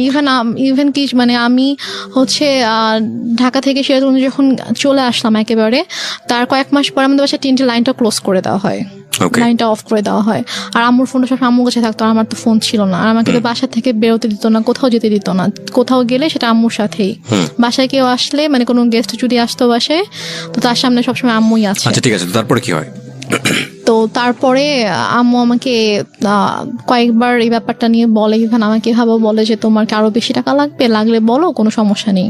আমি ওনাকে বলছি, আমি বলি যে আম্মু প্লিজ, আমি তোমার অনেক কিছু সহ্য করেছি, তুমি যখন যেটা বলেছো আমি তোমাকে দিয়ে দিয়েছি। আমার গহনা তো তোমার কাছে ছিল, আমার প্রপার্টিগুলো আমি তোমাকে দিয়ে দিয়েছি, তুমি আমাকে এটা করতে বলো না, আমার পক্ষে পসিবল না, আমি এটা করতে পারবো না। তখন থেকে আমার প্রতি প্রচন্ড খারাপভাবে মানসিক আর শারীরিক নির্যাতন শুরু হয়। কথায় কথায় আম্মু আমাকে মারতো। মানে তার কথায় একটা ছিল যে তোমাকে এটা করতে হবে, তুমি এটা করো। বিভিন্ন সময় বিভিন্ন অ্যামাউন্ট বলতো, বিভিন্ন লোকের কথা বলতো যে কি হয় এমন করলে, কি সমস্যা তোমার, এত অহংকার কিসের, তুমি নিজেকে কি মনে করো, তুমি কেন এত অহংকার দেখাবা, তোমার তো কিছু নাই, তুমি কি করে খাবা, তোমাকে যদি আজকে আমি বাসা থেকে বের করে দিই, তোমাকে যদি আমি কোনো মানে খাবার না দিই, কিছু না দিই, তুমি কি নিজে কিছু মানে 1 টাকা দিয়ে কিনে খেতে পারবা, তোমার কি অ্যাবিলিটি আছে? তোমার কিন্তু কিছুই নাই। সো তোমাকে আমার কথা মানতে হবে, যদি না মানো তাহলে কিন্তু আমি তোমাকে আবার বাসা থেকে বের করে দিব, ঠিক আছে? তখন তুমি কোথায় যাবা, কি করবা, তোমাকে কিন্তু এটা করেই খেতে হবে। সো বেটার তুমি আমার কথা শুনো, এখানে থাকো, থেকে করো। আমি বলছি আমি এটা করবো না। তারপর গিয়ে যেটা হয় সেটা হচ্ছে যে আমাকে প্রচন্ড মারতো, মানে হাতের কাছে যেটাই পেতো সেটা দিয়ে আম্মু আমাকে মারতো। তারপর এমনও দিন গিয়েছে যে আমি মানে মারের ভয়ে আমি আমার রুমের দরজা আটকে দিয়ে আমি থাকতাম, রুম থেকে বের হতাম না। আম্মু রুমে এসে অনেক ধাক্কাধাক্কি করতো যে রুম খুল, কেন আটকায় রাখছিস। আমি ভয়। আপনাদের বাসাটা কেমন ছিল? আশেপাশে কি কোনো লোকজন ছিল না? আমাদের বাসাটা কিরকম ছিল, আমাদের বাসাটার হচ্ছে মানে বড় একটা জায়গা জুড়ে বাসাটা ছিল, এবং আমাদের বাসার পিছন দিকে জাস্ট একটা বিল্ডিং ছিল, আর ডানে বামে সামনে কোনো বাসা ছিল না, বাসাটাই ছিল ফাঁকা ছিল। আপনাদের বাসাটা কয়তলা? বাসাটা একতলা। একতলা, টিন শেড না, ফাউন্ডেশন দেয় বাসা, বিল্ডিং। কতটুকু জায়গার উপরে? আমাদের বাসাটা অলমোস্ট 12 কাঠা জায়গার উপরে। 12 কাঠা জায়গার উপরে, একটা কর্নারে জাস্ট আমাদের বাসাটা, একটা কর্নার, এবং চারপাশে এটা বাউন্ডারি দেওয়া। হ্যাঁ, বাউন্ডারি দেওয়া। হ্যাঁ। তো তারপরে আমি রুম থেকে বের হতাম না, আম্মু আমাকে অনেক দরজার ভিতরে এসে লাথি দিত যে বের হচ্ছে। মানে এগুলো মনিটর করার কেউ নাই, শোনারও কেউ নাই যে শুনবে ইয়া করবে। তো তারপর আমাকে আমি যখন বের হলাম, আমি জানি আমাকে বের হলে আমাকে মারবে, কোনো একটা কথা নিয়ে হয়তো আমার সাথে তর্ক করবে। আগেও কি গায়ে হাত তুলো নাকি এই ঘটনার পর থেকে গায়ে হাত তোলা শুরু হলো? গায়ে হাত তুলতো ছোটবেলা থেকে, আম্মু খুবই ইয়া ছিল, আমি বলেছি তো গায়ে হাত তোলা স্বভাব ছিল। বাট এটার পর থেকে আমি যখন মানা করতাম তখন থেকে খুব বেশি করে শুরু হয়েছে এটা। এমনও হয়েছে যে আমি 1 দিন 1.5 দিন 2 দিন আমি না খেয়ে আমার রুমের ভিতরে বন্দি, আমি হয়তো ওয়াশরুম থেকে পানি নিয়ে পানি খেয়ে হয়তো আমি আছি, এরকমও হয়েছে। তো এক পর্যায়ে এভাবে চলতে থাকে, এভাবে চলতে 2014 সালের ফেব্রুয়ারিতে আমার ভাইয়া একদিন ফোন করে, দুলাভাই জি, আমার দুলাভাই একদিন ফোন করে বলে যে আমি তো দেশে আসতেছি, তো আমি 7 দিনের জন্য দেশে আসবো, তো 2 দিন হয়তো আমি সিরাজগঞ্জে থাকবো, এটা বলে। তো তখন আর কি আমার আম্মু আমার জন্য টিচার রাখে, ফেব্রুয়ারিতেই টিচার রাখে, 2জন টিচার রাখে, একজন হচ্ছে ম্যাথের জন্য আর একজন ইংলিশের জন্য। তো টিচার রাখার পরে তোমার তো পড়াশোনার সময় অফ ছিল? আমার তো অফ ছিল, আমি টোটালি পড়াশোনা করতাম, বাট আমি কলেজে ভর্তি হয়েছিলাম। মানে আমি 14তে হচ্ছে আমার মানে 13তে আমার বেসিক্যালি এইচএসসি দেওয়ার কথা, বাট আমি দেইনি। তো ওইটা আবার 14তে রেজিস্ট্রেশন করানো হয় যে 14তে দিব, বাট তারপর আমার পড়াশোনা টোটালি স্টপ ছিল। তো ফেব্রুয়ারিতে আমার ম্যাথের বই টই আর নোটস টোটস যা কিছু লাগবে এগুলো সবকিছু আম্মু কিনে দেয়, কিন্তু 2জন টিচার রাখে, কারণ ভাইয়াকে তো শো করতে হবে যে সে আমাকে পড়াচ্ছে। তারপর ভাইয়া মার্চে আসার পরে, তো ভাইয়া ঢাকায় আসার 2 দিন পরে আমাদের বাসায় আসে, সিরাজগঞ্জে আসে। তো আসার পর আমি জাস্ট চান্সে ছিলাম যে আমি কখন একটু ভাইয়াকে একা পাবো, আমি কখন কথাগুলো ভাইয়াকে বলবো। তারপরে গিয়ে আমার মা হচ্ছে বাজারে যায়। হ্যাঁ, আমার ভাইয়া যেদিন আসে আমাদের বাসায়, তার পরের দিন সকালে আম্মু নাস্তা দিয়ে দেন, বলে যে তুমি ভাইয়াকে নাস্তা করো, আমি একটু বাজারে গিয়ে আমি একটু মাছ নিয়ে আসি। তো আম্মু যায়, যাওয়ার পরে এই ফাঁকে আমি ভাইয়াকে সবকিছু বলে দিই, মানে একদম আব্বু মারা যাওয়া থেকে শুরু করে আমার বিয়ে, ডিভোর্স, তারপরে পরের ঘটনাগুলো সবকিছু ভাইয়াকে বলি যে আমাকে এভাবে অত্যাচার করতো। তারপর আমার মা, ওই যে আমি বললাম 2006 সাল থেকে স্টিল আমি যখন 2014তে বাসা থেকে বের হয়ে আসি তার আগ পর্যন্ত আমার মায়ের যে আপত্তিকর ঘটনাগুলো সবকিছু আমি ভাইয়াকে জানাই। তো ভাইয়া তো শুনে খুবই শকড হয়ে যায় যে তুমি এতদিন কেন জানাও নি। তো আমি বলি যে আমি এরকম সিচুয়েশনে ছিলাম, জানাতে পারিনি। তো ভাইয়া তখন বলে ঠিক আছে, কোনো সমস্যা নেই, আমি ঢাকা যাচ্ছি, আমি ঢাকা যাওয়ার পরে তুমি জাস্ট চুপ থাকো, তুমি মানে বুঝতে দিও না যে তো আমি জানি, নাহলে তোমাকে মেরে ফেলবে, তোমার ক্ষতি করবে, তুমি জাস্ট বুঝতে দিও না যে আমি সবকিছু তুমি আমাকে বলেছো। ও ভাইয়া আসার আগে আবার আম্মু আমাকে বলে যে যদি কিছু কোনোভাবে জানাস তাহলে কিন্তু তোর খবর আছে, মানে আমাকে হুমকি দেয় যে কিছু জানালেই কিন্তু তোর খবর আছে। তো তারপর তো আমি বলি। তো ভাইয়া ঢাকায় যাওয়ার পরে তো ভাইয়া কয়েকদিন পরে কানাডায় চলে যায়। তো যাওয়ার পরে আপুকে বলে ভাইয়া গিয়ে যে ওর সাথে এরকম করেছে আম্মা। তো আপু টয়লেট করতে পারে না, আপু আম্মুকে ফোন দিয়ে ফেলে, ফোন দিয়ে বলে যে তুমি কেন আমার বোনের সাথে এগুলো করেছো, তোমার কিসের অভাব ছিল, তোমার টাকা লাগবে তুমি বলতা, আরো টাকা লাগবে বলতাম, তোমাকে টাকা দিতাম, তো তুমি কেন আমার বোনকে ধরনের কথা বলেছো কেন? And finally the situation outbursting, going to be outburstered. আমি আসলে ছোট্ট একটা বিরতির পর ফিরে এসে আপনাদেরকে দেখাবো বা শোনাবো ইনফ্যাক্ট যে এই মেয়েটি এখন কোথায় দাঁড়িয়ে আছে বা কি হচ্ছে ওর লাইফে। আমরা এখানে একটা বিরতি নিতে চাই প্রিয় শ্রোতা। আপনারা শুনছেন মিস্টার ম্যাঙ্গো ক্যান্ডি প্রেজেন্টস জীবন গল্প।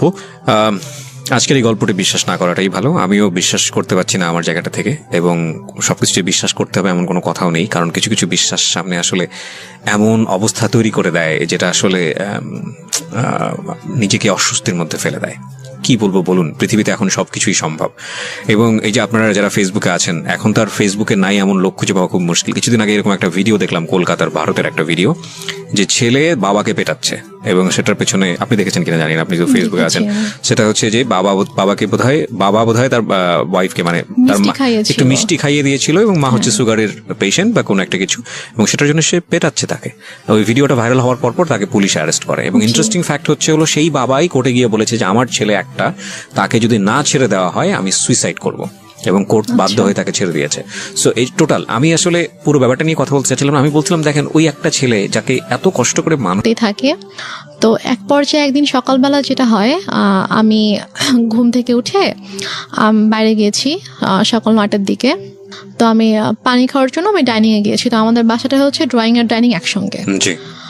তো ড্রয়িং রুম দিয়ে আর কি ডাইনিং এ ঢুকতে হয় আমার বেডরুম থেকে বের হয়ে। তো আমি গিয়েছি, তো দেখি যে একজন লোক বসে আছে আমার ড্রয়িং রুমে। তো আমি ফেস চিনতাম, উনিও আমাদের এলাকারই ছিল, আমি ওর ফেস চিনতাম। তো আমি জাস্ট সালাম দিয়েছি, সালাম দিয়ে আমি ডাইনিং এ গিয়েছি, গিয়ে ফ্রিজ থেকে পানি খুলে আমি পানি খাচ্ছি। তো এর মধ্যে দেখেছি ওই লোকটা ডাইনিং এসেছে। তো আমি বলেছি যে আপনার কিছু মানে লাগবে, আপনি এখানে কেন?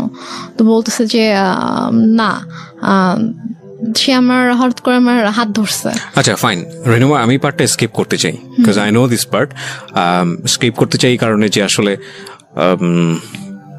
আমার মনে হয় এটা এনাফ। মানে তোমার সম্পর্কটা কেমন ছিল ফ্যামিলিতে এইটুকু বলার, এইটুকু যতটুকু হয়েছে এতক্ষণ ধরে বলা, এটা এনাফ। বাট থাক না, কিছু বিষয়ে আমরা নাই বা রিভিল করি। ওকে, সো এসকেপ করো এটা। তারপরে কি হয়? মা তো নিশ্চয়ই বাসায় ফিরে অনেক বেশি টর্চার করে।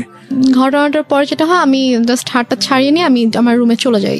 চলে যাওয়ার পরে তো মা বাসায় আসার পরে আসলে ওই দিন থেকে আমার প্রতি মানে আরো বেশি শুরু হয়ে যায় আর কি। লাইক আমার পরীক্ষাও কাছে এগিয়ে আসছে। আমার এপ্রিলের 1 তারিখ থেকে পরীক্ষা ছিল, তো এটা হচ্ছে মার্চের লাস্টের দিকে ঘটনা। তো আম্মু যেটা করতো সেটা হচ্ছে যে আমার খাবারের ভিতরে ঘুমের ওষুধ মিশিয়ে রাখতো। মিশিয়ে দিয়ে দেখা যেত যে আমি ঘুমিয়ে থাকতাম, আমি পড়তে পারতাম না। তো মানে এরকম। তারপর হচ্ছে মানে আমাকে ঠিক মতো, হয়তো আমি যদি খাবার না খেতাম, যদি বলতাম যে আমি নিজে কুক করে খাই, তো বলতো যে না, তুমি নিজে কুক করতে পারবে না। আমি নিতে পারতেছি না এই কারণে মানে একদম টু বি ফ্র্যাঙ্ক বলি, সেটা হচ্ছে এই মা শব্দটা। সো এটা তোমার লাইফে অনেক ভয়ানক রকমের, হয়তো অনেক ট্রমা জাতীয় কোনো কিছু, বাট আমাদের প্রত্যেকের জীবনেই এটা অনেক রেসপেক্টের জায়গাটা থেকে আমরা বরং আর না যাই। আমি বরং কিছু কোশ্চেন করে আজকের অনুষ্ঠানটা ইতির দিকে নিয়ে আসি। I am sorry to say, because আমি তোমার সঙ্গে লম্বা সময় ধরে কথা বলেছি এবং আমি জানি বিষয়গুলো আরো ইন ডিটেলে আনা উচিত। হয়তো অনেক শ্রোতাই আমার এই হঠাৎ করে থামিয়ে দেওয়ার বিষয়টা নিয়ে এসে অনেক বেশি মনক্ষুণ্ণ হবেন, কিন্তু আপনারা যতটুকু বোঝার বুঝে নেবেন। আমার মনে হয় যে এটা আসলে আর বেশি ইন ডিটেলে যাওয়ার দরকার নেই, বরং আমরা ওর সাহসের দিকগুলো আপনাদেরকে একটু দেখাই। সেটা হচ্ছে যে এক পর্যায়ে গিয়ে ফাইনালি তো আপনি সিদ্ধান্ত নিলেন যে না, আপনি আর এই বাসায় থাকবেন না। সেটা কত সালে? সেটা আমার ভাইয়া যখন আমাকে চলে যায়, তখন আমাকে বলে যায় যে তুমি জাস্ট পরীক্ষাটা শেষ করো, আমি এর মধ্যে সব ব্যবস্থা করব, তুমি পরীক্ষাটা শেষ করেই তুমি বের হয়ে যাবা। তোমাকে পরীক্ষাটা দেওয়াতাম না এখান থেকে, তোমাকে এখনই নিয়ে যেতে পারতাম, কিন্তু তোমার অলরেডি পড়াশোনায় 2 বছর গ্যাপ হয়েছে। তুমি যদি এখন আবার পরীক্ষাটা না দাও, তোমার দেখা যাবে আরো 2 বছর তোমার গ্যাপ যাবে। তো আমি চাই না যে তোমার লাইফ থেকে অনেক কিছু নষ্ট হয়েছে, তো আমি চাই না 2 বছর তুমি নষ্ট করো। তো কোনোভাবে তুমি কষ্ট করে এখানে থাকো, দেন পরীক্ষার পরে তোমাকে আমি ঢাকায় পাঠিয়ে দিই। পরীক্ষার পরে কি হলো? তো আমার পরীক্ষা শেষ হলে একদিন হঠাৎ করে আম্মুর সাথে আপুর অনেক ঝগড়া হয়। তো দেন আম্মু বলে যে আমি করব, আমি বাসা থেকে বের হয়ে যাব। আম্মু বলে, তো বল ঠিক আছে তুমি চলে যাও। তো মানে আমাদের প্ল্যানিং ছিল যে আমার পরীক্ষাটা যেদিন শেষ হবে তার পরের দিনে আমি হয়তো আম্মুকে এটা বলবো যে আমি ফুপির বাসায় বেড়াতে যাব, তো ওখান থেকে দেন ঢাকায় চলে আসবো। কারণ আমাকে তো নর্মালি তো বের হতে দিত না কোথাও। তো আম্মু হচ্ছে ফুপির বাসায় যেতে দিবে না, এটা নিয়ে আপুর সাথে আম্মুর ঝগড়া হয়েছিল।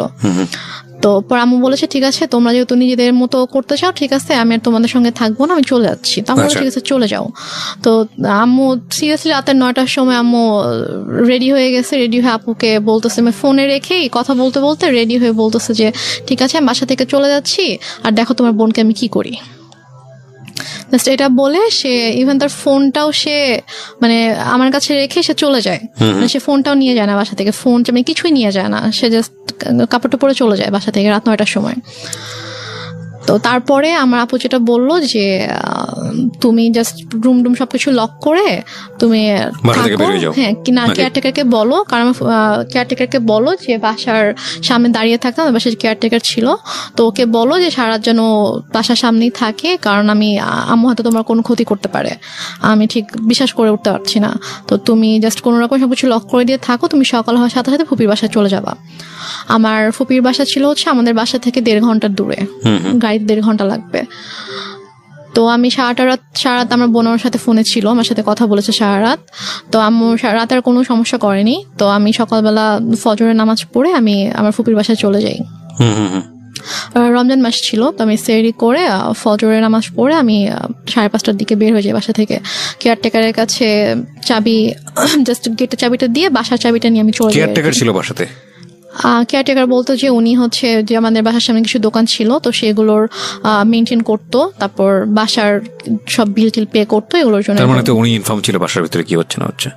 উনি তো বাসায় থাকতো না, আর হচ্ছে উনি জাস্ট হচ্ছে দোকান মেনটেন করতো, আর ওনাকে যদি ফোন দিতাম তখন আর কি উনি আসতো, বাসার কোনো সমস্যা হলো। ঠিক আছে, ওকে। তারপর না, কিন্তু যেহেতু উনি বাসা পাহারা দিচ্ছে বাইরে, এবং বাসার মালিক তো এক অর্থে আপনার বড় বোন, আপনি যেটা বলছিলেন যে প্রপার্টির মালিক হচ্ছে বড় বোন, তো যে যাচ্ছে মানে উনি তো খুব স্বাভাবিকভাবেই কিউরিয়াস হওয়ার কথা যে বাসার ভিতরে কি হচ্ছে মা আর মেয়ে মিলে। ওনার সামনে কখনো আসলে ওইভাবে কোনো সিনক্রেট করে আমি হয়তো আপনাকে বলেছি যে আমার মা আমাদের সাথে একরকম আর বাইরের মানুষের সামনে টোটালি অন্যরকম ছিল। যেমন আমার যখন পরীক্ষা চলছিল তখন আমার মা প্রতিদিন আমাকে নিয়ে যেত, নিয়ে আসতো। সে কিন্তু এই জন্য আমাকে নিয়ে যেত, নিয়ে আসতো যাতে আমি কারোর সাথে কথা না বলতে পারি। এখানে একটা বিষয় প্রিয় শ্রোতা, আমি ওর যে গল্পটা, সেই গল্পে আমি অনেক সন্দেহ তৈরি করার জন্য অনেক বেশি কোশ্চেন করেছি, অনেক বেশি ইন্টারাপ্ট করেছি, বাট সরি টু সে আমি যে অ্যান্সারগুলো পেয়েছি সেখানে আসলে সন্দেহটা সেভাবে দানা বাঁধেনি। এবং তার মানে এটা নয় যে ওনার মা যেটা করেছে, উনি যেটা বলেছে সেটা 100% সত্য, আপনাকে ধরে নিতে হবে, আমি সেটা আপনাকে বলছিও না। বাট কোশ্চেন করাটা আমার জায়গা থেকে দায়িত্ব ছিল, আমি সেটা করেছি। কি করবেন না করবেন সেটা একান্তই আপনার বিষয়। বলেন তারপর। তো সবার ধারণা ছিল যে বা মা মেয়েকে অনেক ভালোবাসে, এত কেয়ার করে যে পরীক্ষার হলের বাইরে বসে থাকে, আবার মেয়েকে নিয়ে যায় 3 ঘন্টা বসে থেকে আবার নিয়ে আসে। আউটলুকিংটা ডিফারেন্ট ছিল, হ্যাঁ না, কিন্তু আমি ওই জায়গাটায় আসতে চাই যে বাসা থেকে বের হয়ে তারপর আমি বাসা থেকে চলে আসি। আমি বাসা থেকে ভোরবেলা আমার ফুপির কাছে চলে আসি। তো আমি জাস্ট আমার কয়েকটা কাপড় নিয়ে আমি বাসা থেকে চলে আসি। তো চলে আসার পরে আমার ফুপির বাসায় আমি প্রায় 1 মাসের মতো ছিলাম। ফুপি জানতো? হ্যাঁ, আমি গিয়ে সবকিছু বলি। আমি যাওয়ার পরে ফুপি জেনেছে, ফুপি চাচু মানে যার যার জানা সবাই স্প্রেড আউট হয়েছে। আমি বলেছি সবাইকে। তো সবাই তো শুনে খুব অবাক যে তুমি কেন আমাদেরকে এতদিন বলোনি, তাহলে তোমাকে অনেক আগে আমরা ওখান থেকে নিয়ে আসতাম। তাহলে আমার বলার তো কোনো ওয়ে ছিল না। তো তারপর আম্মু 2 দিন পরে বাসায় ব্যাক করে। তো ব্যাক করে দেখতে পাই আমি নাই। সে হয়তো মানে বুঝে উঠতে পারিনি যে আমি বাসায় থাকবো না। সে এসে দেখবে আমি হয়তো বাসায় আছি। তো সে যখন দেখে আমি বাসায় নেই, সে তখন ফোন করে আমাকে। তো ফোন করে বলে যে তুমি কোথায়? আমি বলি যে আমি ফুপির বাসায়। তো বলে যে বাসায় আসো, চাবি নেই, আমি তো ঢুকতে পারতেছি না। আমি বলছি আমি বাসায় যাবো না।